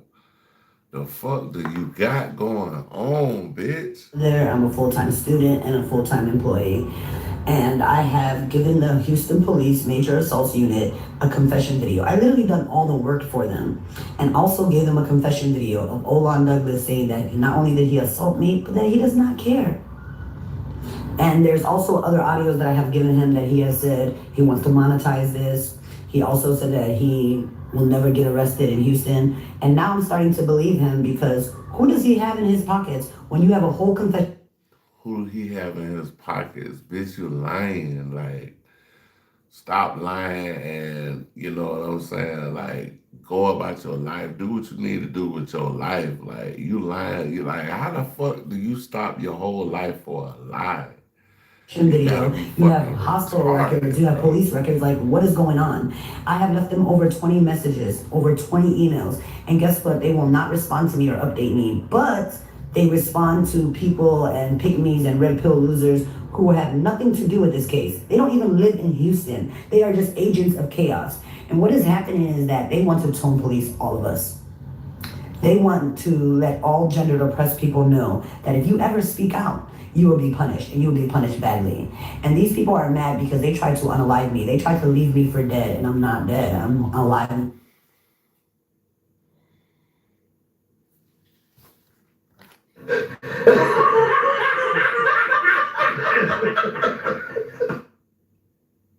They try to leave me for dead. Come on, bro. Well, so they are trying to punish me, and I'm trying to let you know that I have reported a few police officers, including Officer Thornton, and a few other officers who were making a joke about this online, and they didn't even know they were being recorded by these people. So I don't know what's going on. They're not going to respond to me. I need you guys to tweet And they talking about some officers.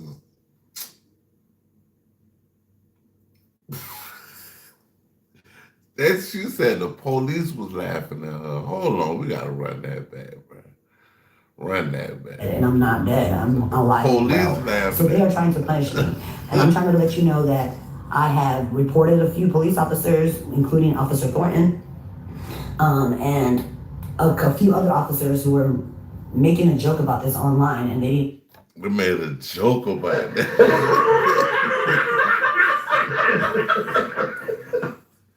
They made a joke about it. You know, they would be recorded by these people. So I don't know what's going on. They're not going to respond to me. I need you guys to tweet HPD, the Major Assault Unit, and tell them to arrest Olan Douglas. You have a confession video, and you have the responsibility of locking people up who assault people. Well, they did. They seen you attack this man first, so they locked you up. All right. Rhoda would even go as far as to say that men only want her locked up and men only want her punished because this is like a sinister way of them getting her. Bruh, that's cap all the way. Hold on, we gotta hit that. We gotta hit the stop the cap for that one. Stop the cap.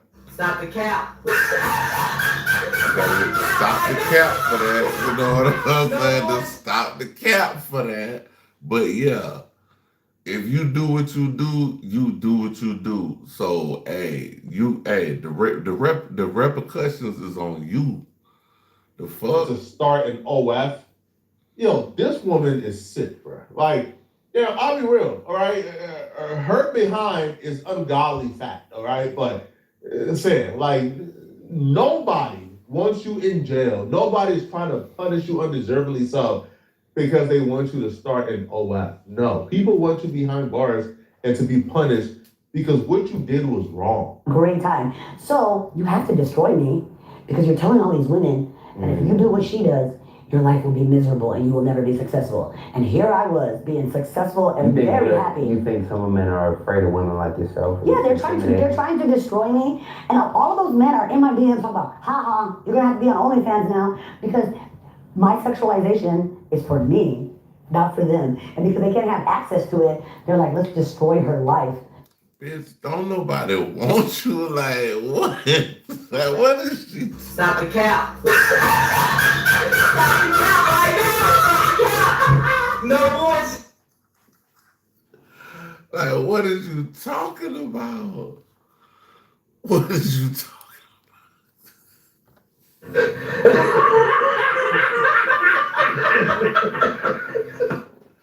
Hey, hold on, bruh. So I would have to, but let me tell you guys, for the guys who keep asking me to do OnlyFans, you will never see my body naked, period, ever. It doesn't matter, even if I got 20 felonies in China and South Africa a year. For the guys that sign up to her OnlyFans, they'll never see her naked.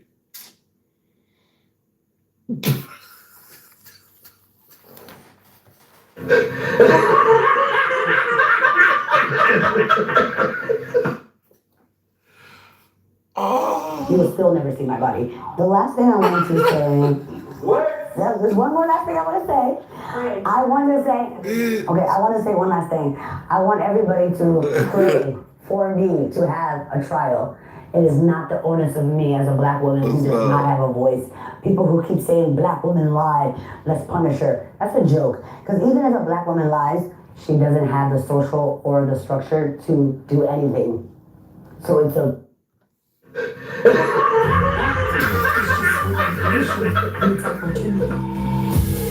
guys need to know So Oh it's my a God. void movement. I don't, even if I was a liar, I couldn't change anybody's life. But I'm not a liar, and I want those people who have lied against me to go on the stand. So you do support me. Pray for a trial. September 17th. Let's make, hold on, let's make Shorty, you know who Shorty is, the unhinged. All she does is talk about me. She can't get no clout without me. And let's make everybody else go on the stand. And if it is a dismissal, then to him. Hey, so this woman lied about her getting bust upside the head with a brick.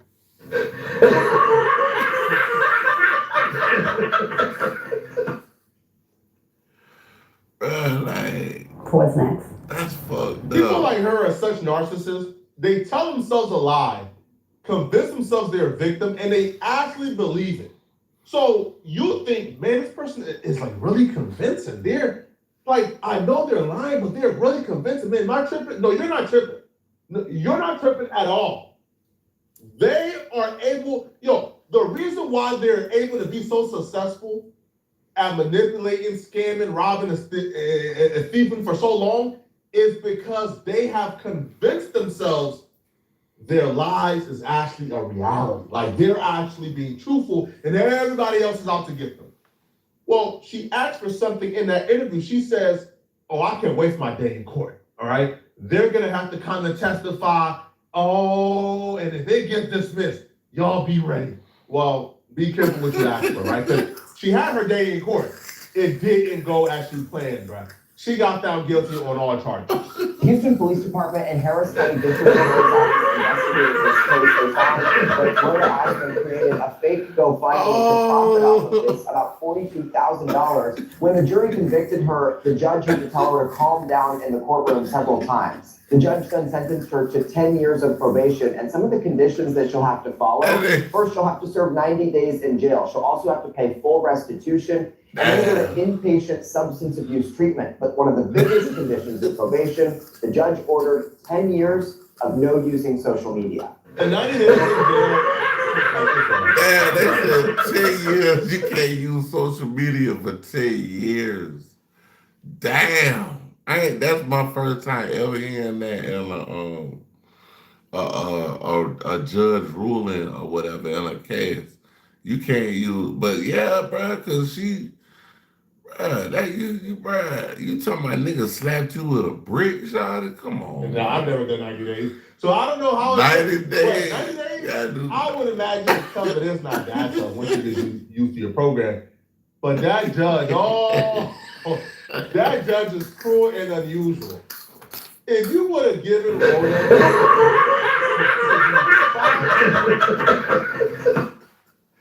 Hold on, bro. Hold on, dog. 90 days in jail, like it's whatever right now. I've never done 90 days. So I don't know how it feels. But 90 days, I would imagine it's tough, but it's not that tough once you get used to your program. But that judge, that judge is cruel and unusual. If you would have given Rhoda a choice to do 5 years in jail, she would have chosen doing 5 years in jail over a 10-year social media ban. An attention seeker like Rhoda, somebody who her entire life revolves around her being an advocate, right? Her being a strong, powerful voice they're trying to silence. For that judge to give her a 10-year social media ban, nah, that's the punishment that's really gonna hit her. She can't just live a regular life, bro. Yeah. Right? She is a sociopath. She seeks out the attention. She gonna have to get a flip phone. She's gonna get a flip. She got.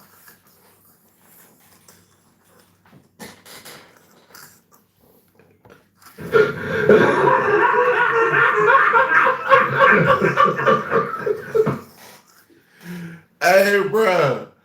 The judge told her she got. The judge told her she gotta have a motherfucking flip phone, bro. Like, what?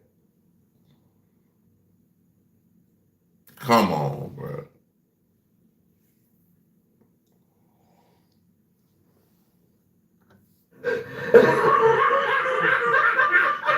That 10-year social media thing is really gonna hit. Cause I can almost promise you, bro, she was planning her Jussie Smollett Ask post-jail victim tour, man. She was about to do every podcast possible talking about how the white men tried to hold her down. But now she gotta take that 90 days, come out and oh, man. Let me know in the comment section, man. Do you guys think this is fair? Honestly, man, I don't know how to. Hey, bro, you play stupid games, you get stupid prizes, dog. Like, let me see what they got going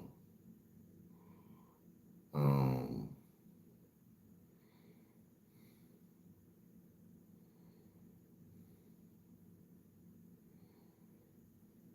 No, oh, okay, I don't know about that shit.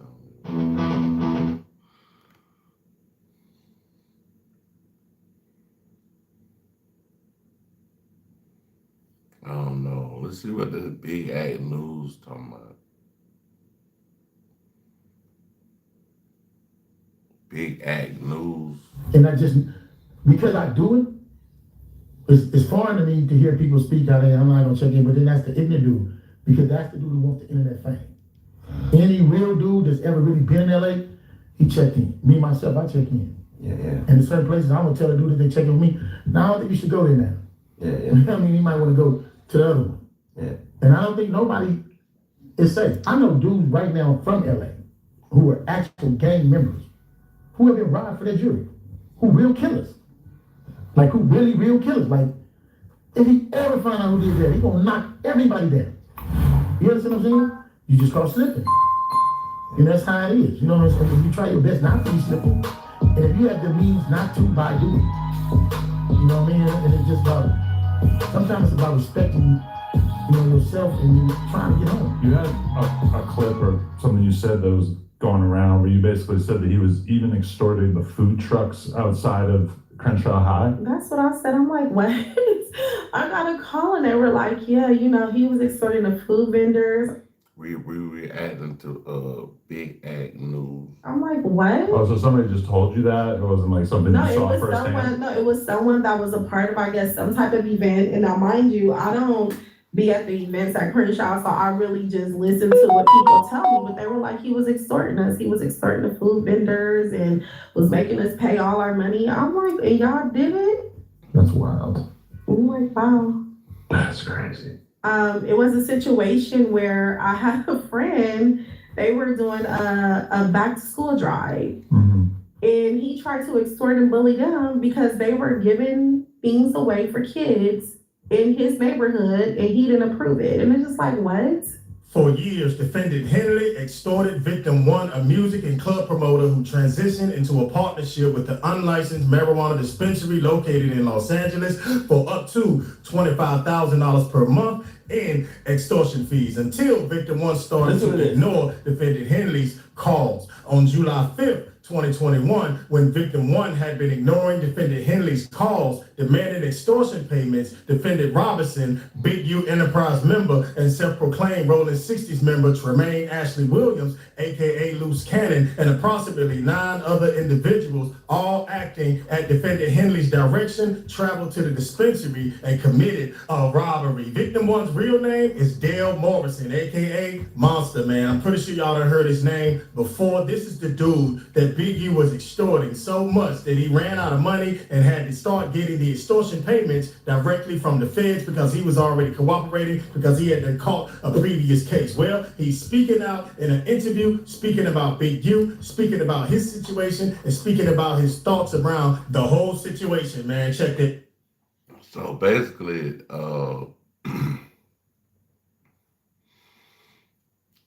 he owed Big U so much money being, I guess, being extorted that he was getting the money from the feds because I guess he got in trouble some kind of way and was using the feds' money to basically tell on Big U because they was using the feds' money to pay him. So I do want to say that I do have a story. So this is the guy who supposedly Big U was extorting. Sometimes he was paying Big U $2,000 a month. Sometimes it was more than that. Sometimes it was 10,000. It was, he supposedly was involved with a dispensary that Big U said for this to happen, but I guess it was a legal dispensary, but Big U says for you to keep doing this, you need to, pay me. One time they didn't pay him, and Big U sent his homies over there to go take his shit, and then invited him to the spot and said, yo, this is how you robbed yourself, basically. You know what I mean? I think that's the story. Outside, people are paying people $200, $300 to tell them things about me. Not a lot of this stuff is true, and I can't wait to tell my side. As far as Loose Cannon though, I don't think he works for the police. I don't think he's telling. I think he's lost in the sauce, kind of. I think he wants the celebrity, he wants the clout and stuff like that. I do think he might end up telling because of what Big U has done to him too. He already took a profit agreement. He already took a profit. I just put it up there. Hi, I'm Ruby, and my life basically revolves around getting outside. Biking, hiking, camping, you name it. And honestly... Profit, I just put it up there. Oh, okay. So he yeah. Yeah. I just put the a lot of times, right? A reflection of what happens to you through life is a reflection of what you've done through life. And I think that, when you look at, even the Nipsey Hussle situation and, what Nip and, Big Man went through, it's like we're not dealing with one of the best peoples in the world. We're dealing with, a lot of these people are pro-black only when it matters. Even one day I seen Loose Cannon on the show talking about, oh yeah, y'all niggas like Willie Lynch, y'all want me to get locked up and this and that, but then, you know what I'm saying, you just can jump Marciano, bro. He's 60 years old, you took him off his clothes and it's only pro-black sometimes. They're only community people sometimes, and nobody really knows these people. When you look at Nip contract, 10 years for 30%, you know that shit's fucking demonic, right? When a motherfucker doing something good in the hood and you want to chase him out and belittle him and shit like that, you know the type of person that, you kind of deal with, some people tell me yo, D, keep your head up, that shit was gonna happen, and no matter what. And, I just hate the fact that, I'm a part of it, or I'm a part of it, but, why was I, even in that situation? Even after the feds had got me, people already know what it is, though, Dale. You feel what I'm saying? So, No, I don't think they know. They know what they're being told, and then, remember, there's a complaint, and then there's an indictment, and then there's something stronger than even that, right? So a lot of complaints and indictments are being pieced together to do and say certain things. And I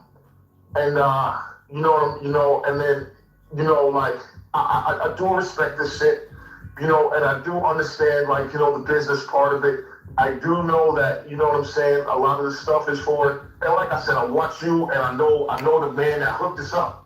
There's nobody more pro-black than this guy, brother, sister type thing, and I respect him a lot. But just afford me some time to think, and maybe we can have a pre-discussion about, the agenda here, what are we trying to do, because, everything should have a purpose to it, and a purpose to uplift our people. You know what I'm saying? Even when I think about Big U, when I think about Loose Cannon, and, there's anger, and there's animosity, and there's hurt, and there's all of this shit involved in it, you know what I mean? I still know that as black people, we're still fucking products of our environment. You know what I'm saying? A lot of people think for me to win, you gotta lose, and, that's a big problem, and that's what my brand, Everybody Eats, was always about.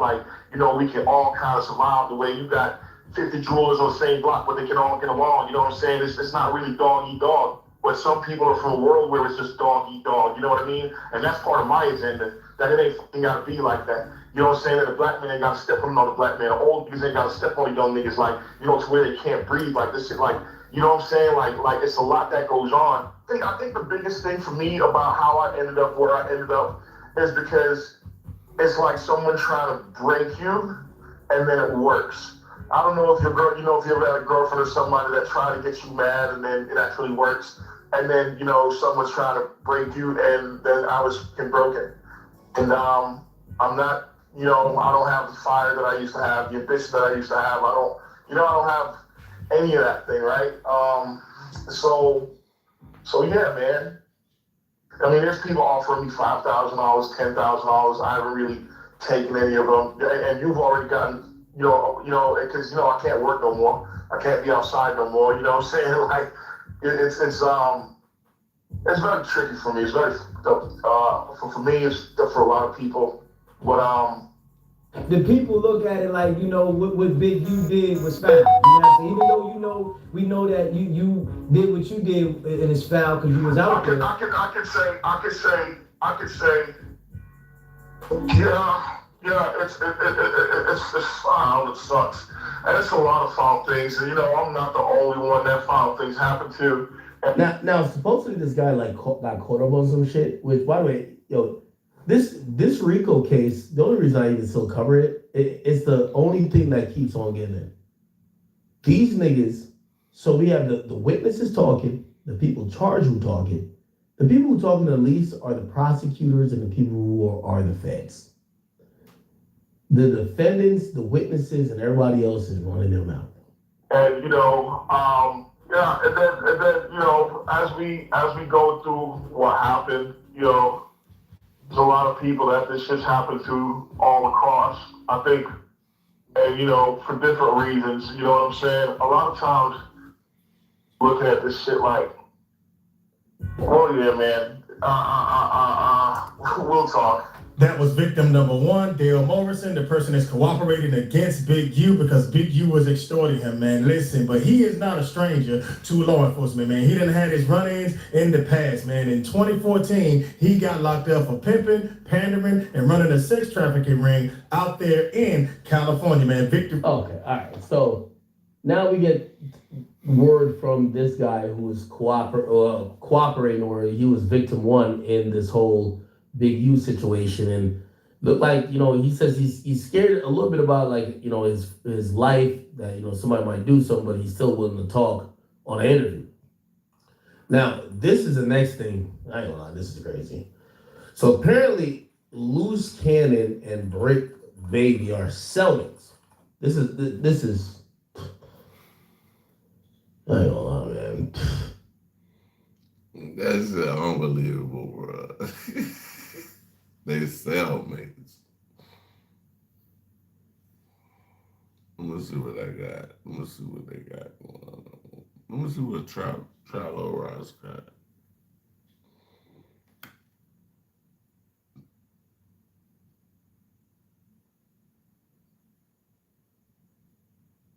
Do you want to watch movies for free? Recommend a latest free movie app for you. Here you can find all the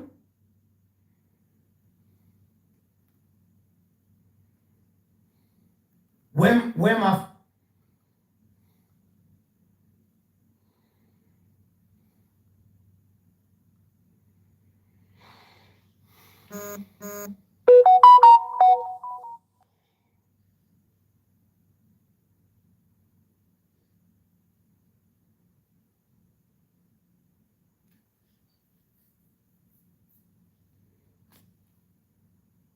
I might start something, but I don't even know. Oh, this Canada. All right, you guys, where to begin? Canada. Well, the Turning Point USA Wikipedia entry got a very interesting update. The night after Charlie Kirk was murdered, a certain someone was mysteriously added to the entry for the first time ever, listed as a co-founder of one of their divisions. That's interesting.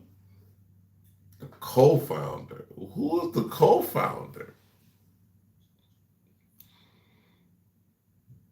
Co-founder is the father of the person who called. I wonder who. Also, I was a bit taken aback. I was obviously away in Wyoming when President Trump honored Charlie Kirk with his very own holiday as a posthumous birthday present. But I was a little taken aback that people really believe that would somehow put an end to the conspiracies. Supposed to be over now because look, Charlie Kirk Day. Okay, we'll see about that. And sticking with the Trump family, Don Trump Jr. has come out to share his feelings regarding the FBI investigation. And man, oh man, you guys, I just am wondering how deep this thing really goes, because there is not a single member of the Trump family that could have upset me more with his commentary than Don Trump Jr. Welcome back to Candace.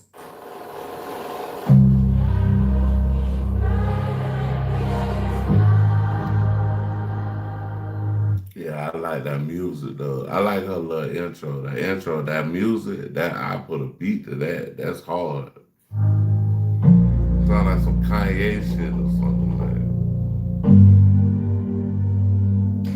Let's start with one of my own back of head conspiracies, kind of a long running thought of mine actually over the years.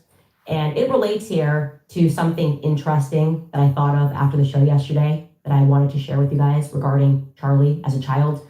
Charlie was obviously an extremely gifted child, so much so that he was hyperactive. He was actually always hyperactive. That never went away. He couldn't sit down. He was never idle. He was always working.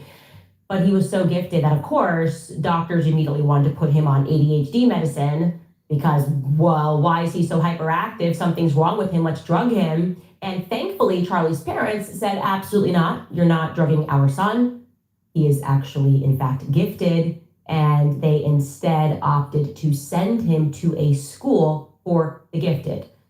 That's my memory. Charlie told me that story multiple times. I thought about that. It's just been in my mind lately. Because I truly believe that he was probably assigned like life handlers from that moment on. Sometimes they do that though.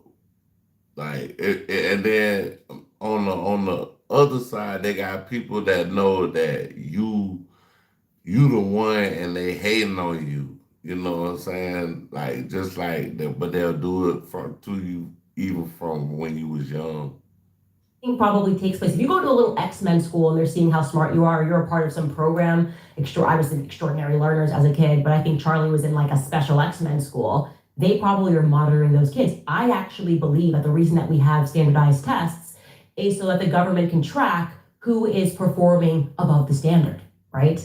Who's performing above the average slave? You better keep an eye on that one. Just my suspicion, my own personal conspiracy theory. I think when my kids are old enough to do standardized tests, because even when you homeschool, you have to do standardized tests.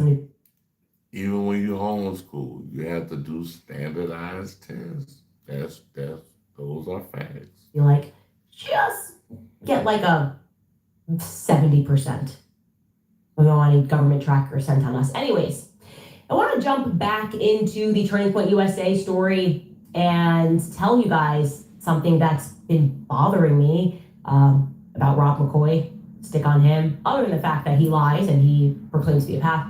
Yeah, he talking about what that man said. He said he's a co-founder. The co-founder or something of Charlie Kirk them shit. Like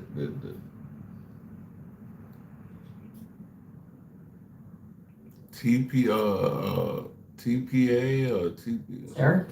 Is the fact that less than 36 hours after Charlie died, less than 36 hours, exact time at 10:34 p.m. Eastern on September 11th, the Turning Point USA Wikipedia received a rather interesting update. Pastor Rob McCoy, who had previously never been featured on the Wikipedia page, somehow got his own heading.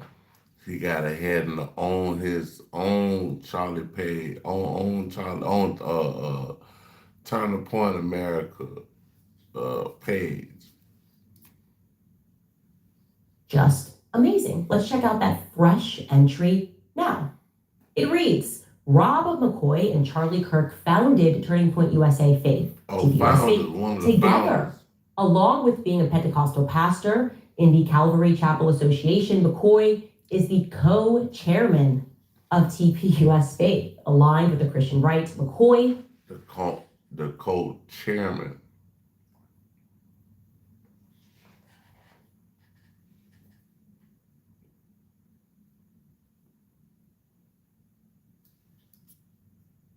inspired Kirk to amalgamate Christianity and social conservatism. During the COVID-19 pandemic, McCoy was known for speaking out against prohibitions on the holding of in-person church services. Now,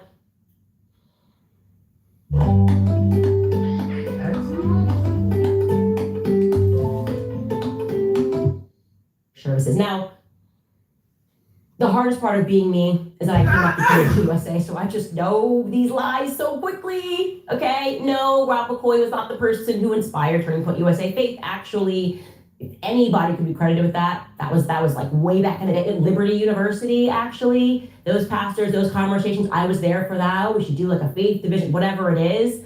He didn't inspire it. And what's so interesting about that entry is that when you then click it, this is how you know this is absurd. When you click the actual notations that are there, when it says he's the co-founder, what are you talking about? Since when is he the co-founder? And it also says that he was the chairman. When you click it, that article, which they pretend is a note, hit the 54, Skylar, not 55, okay? That's from November 24th, 2024. That's the justification for saying he was a founder. Nowhere in that article does it say that he's a founder or the chairman. Nowhere. They just put a fake. So after he died, that's when they wanted to put all this information or change the information and make it seem like I got something to do with this shit. Like article, a real article. But see, that's them putting people in place. You know what I'm saying? So like whoever wanna holler at this person, that person, that, but they putting all like that's what they do. Like he passed away, now it's time to. It's like it should transform into something different. Like, cause it's an organization too now. Ever said this? And they're like, oh, now it's source. It's here forever because nobody ever does their homework. And Wikipedia. So you can't question this, obviously. And then you can see the second citations that are used. September, the dates of them, September 10th, September 2025. So it's brand spanking new, you guys. Still has tags on it. Less than 36 hours later. Now, you might be thinking, trying to justify that, as I was, you might be rationally wondering, well, look, there was a lot of interest in Turning Point USA following this assassination. Maybe there wasn't any mention of Turning Point Faith at all. And maybe what they did was afterwards, Wikipedia editors went in there and wanted to just break apart every part and speak about Turning Point USA and dedicate more thorough research to the various projects that Turning Point USA and Charlie Kirk are working on. So they included a new tab about Turning Point Faith. If you're wondering that, that's fair, but the answer to that musing is no. Actually, there already was a long-standing section on the Wikipedia website regarding Turning Point Faith on Wikipedia. In fact, that section is still available if you just scroll down. And it kind of conflicts with the new section that was added 36 hours later. It makes it clear that Charlie Kirk founded TPUSA Faith alone. Here it is in 2021. Charlie Kirk founded TPUSA Faith, an organization that says it is dedicated to recruit pastors and other church leaders to be active in local and national political issues. The organization promotes a culture war agenda and is intended to attract supporters among religious conservatives.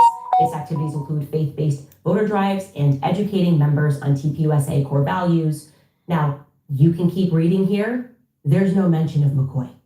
So what this means practically is that when Charlie Kirk was alive, that is what the Wikipedia read. And then he died. And they added the other stuff to it when he passed away. That's what she's saying. And suddenly somebody in the world said, well, what about Rob McCoy? Let's add Rob McCoy, who is not known worldwide. Okay, this is even before the memorial event. So you could maybe go, oh, well, maybe once he hit the stage and said, I'm Charlie's pastor, somebody went in there and added it. I don't know, guys. My question is, who made that update? Who was rather instructed to make that update? Because I can tell you how it works for big companies. I was actually desperately looking for a text from Charlie because I know he told me Hey, I'm gonna holler at y'all, man.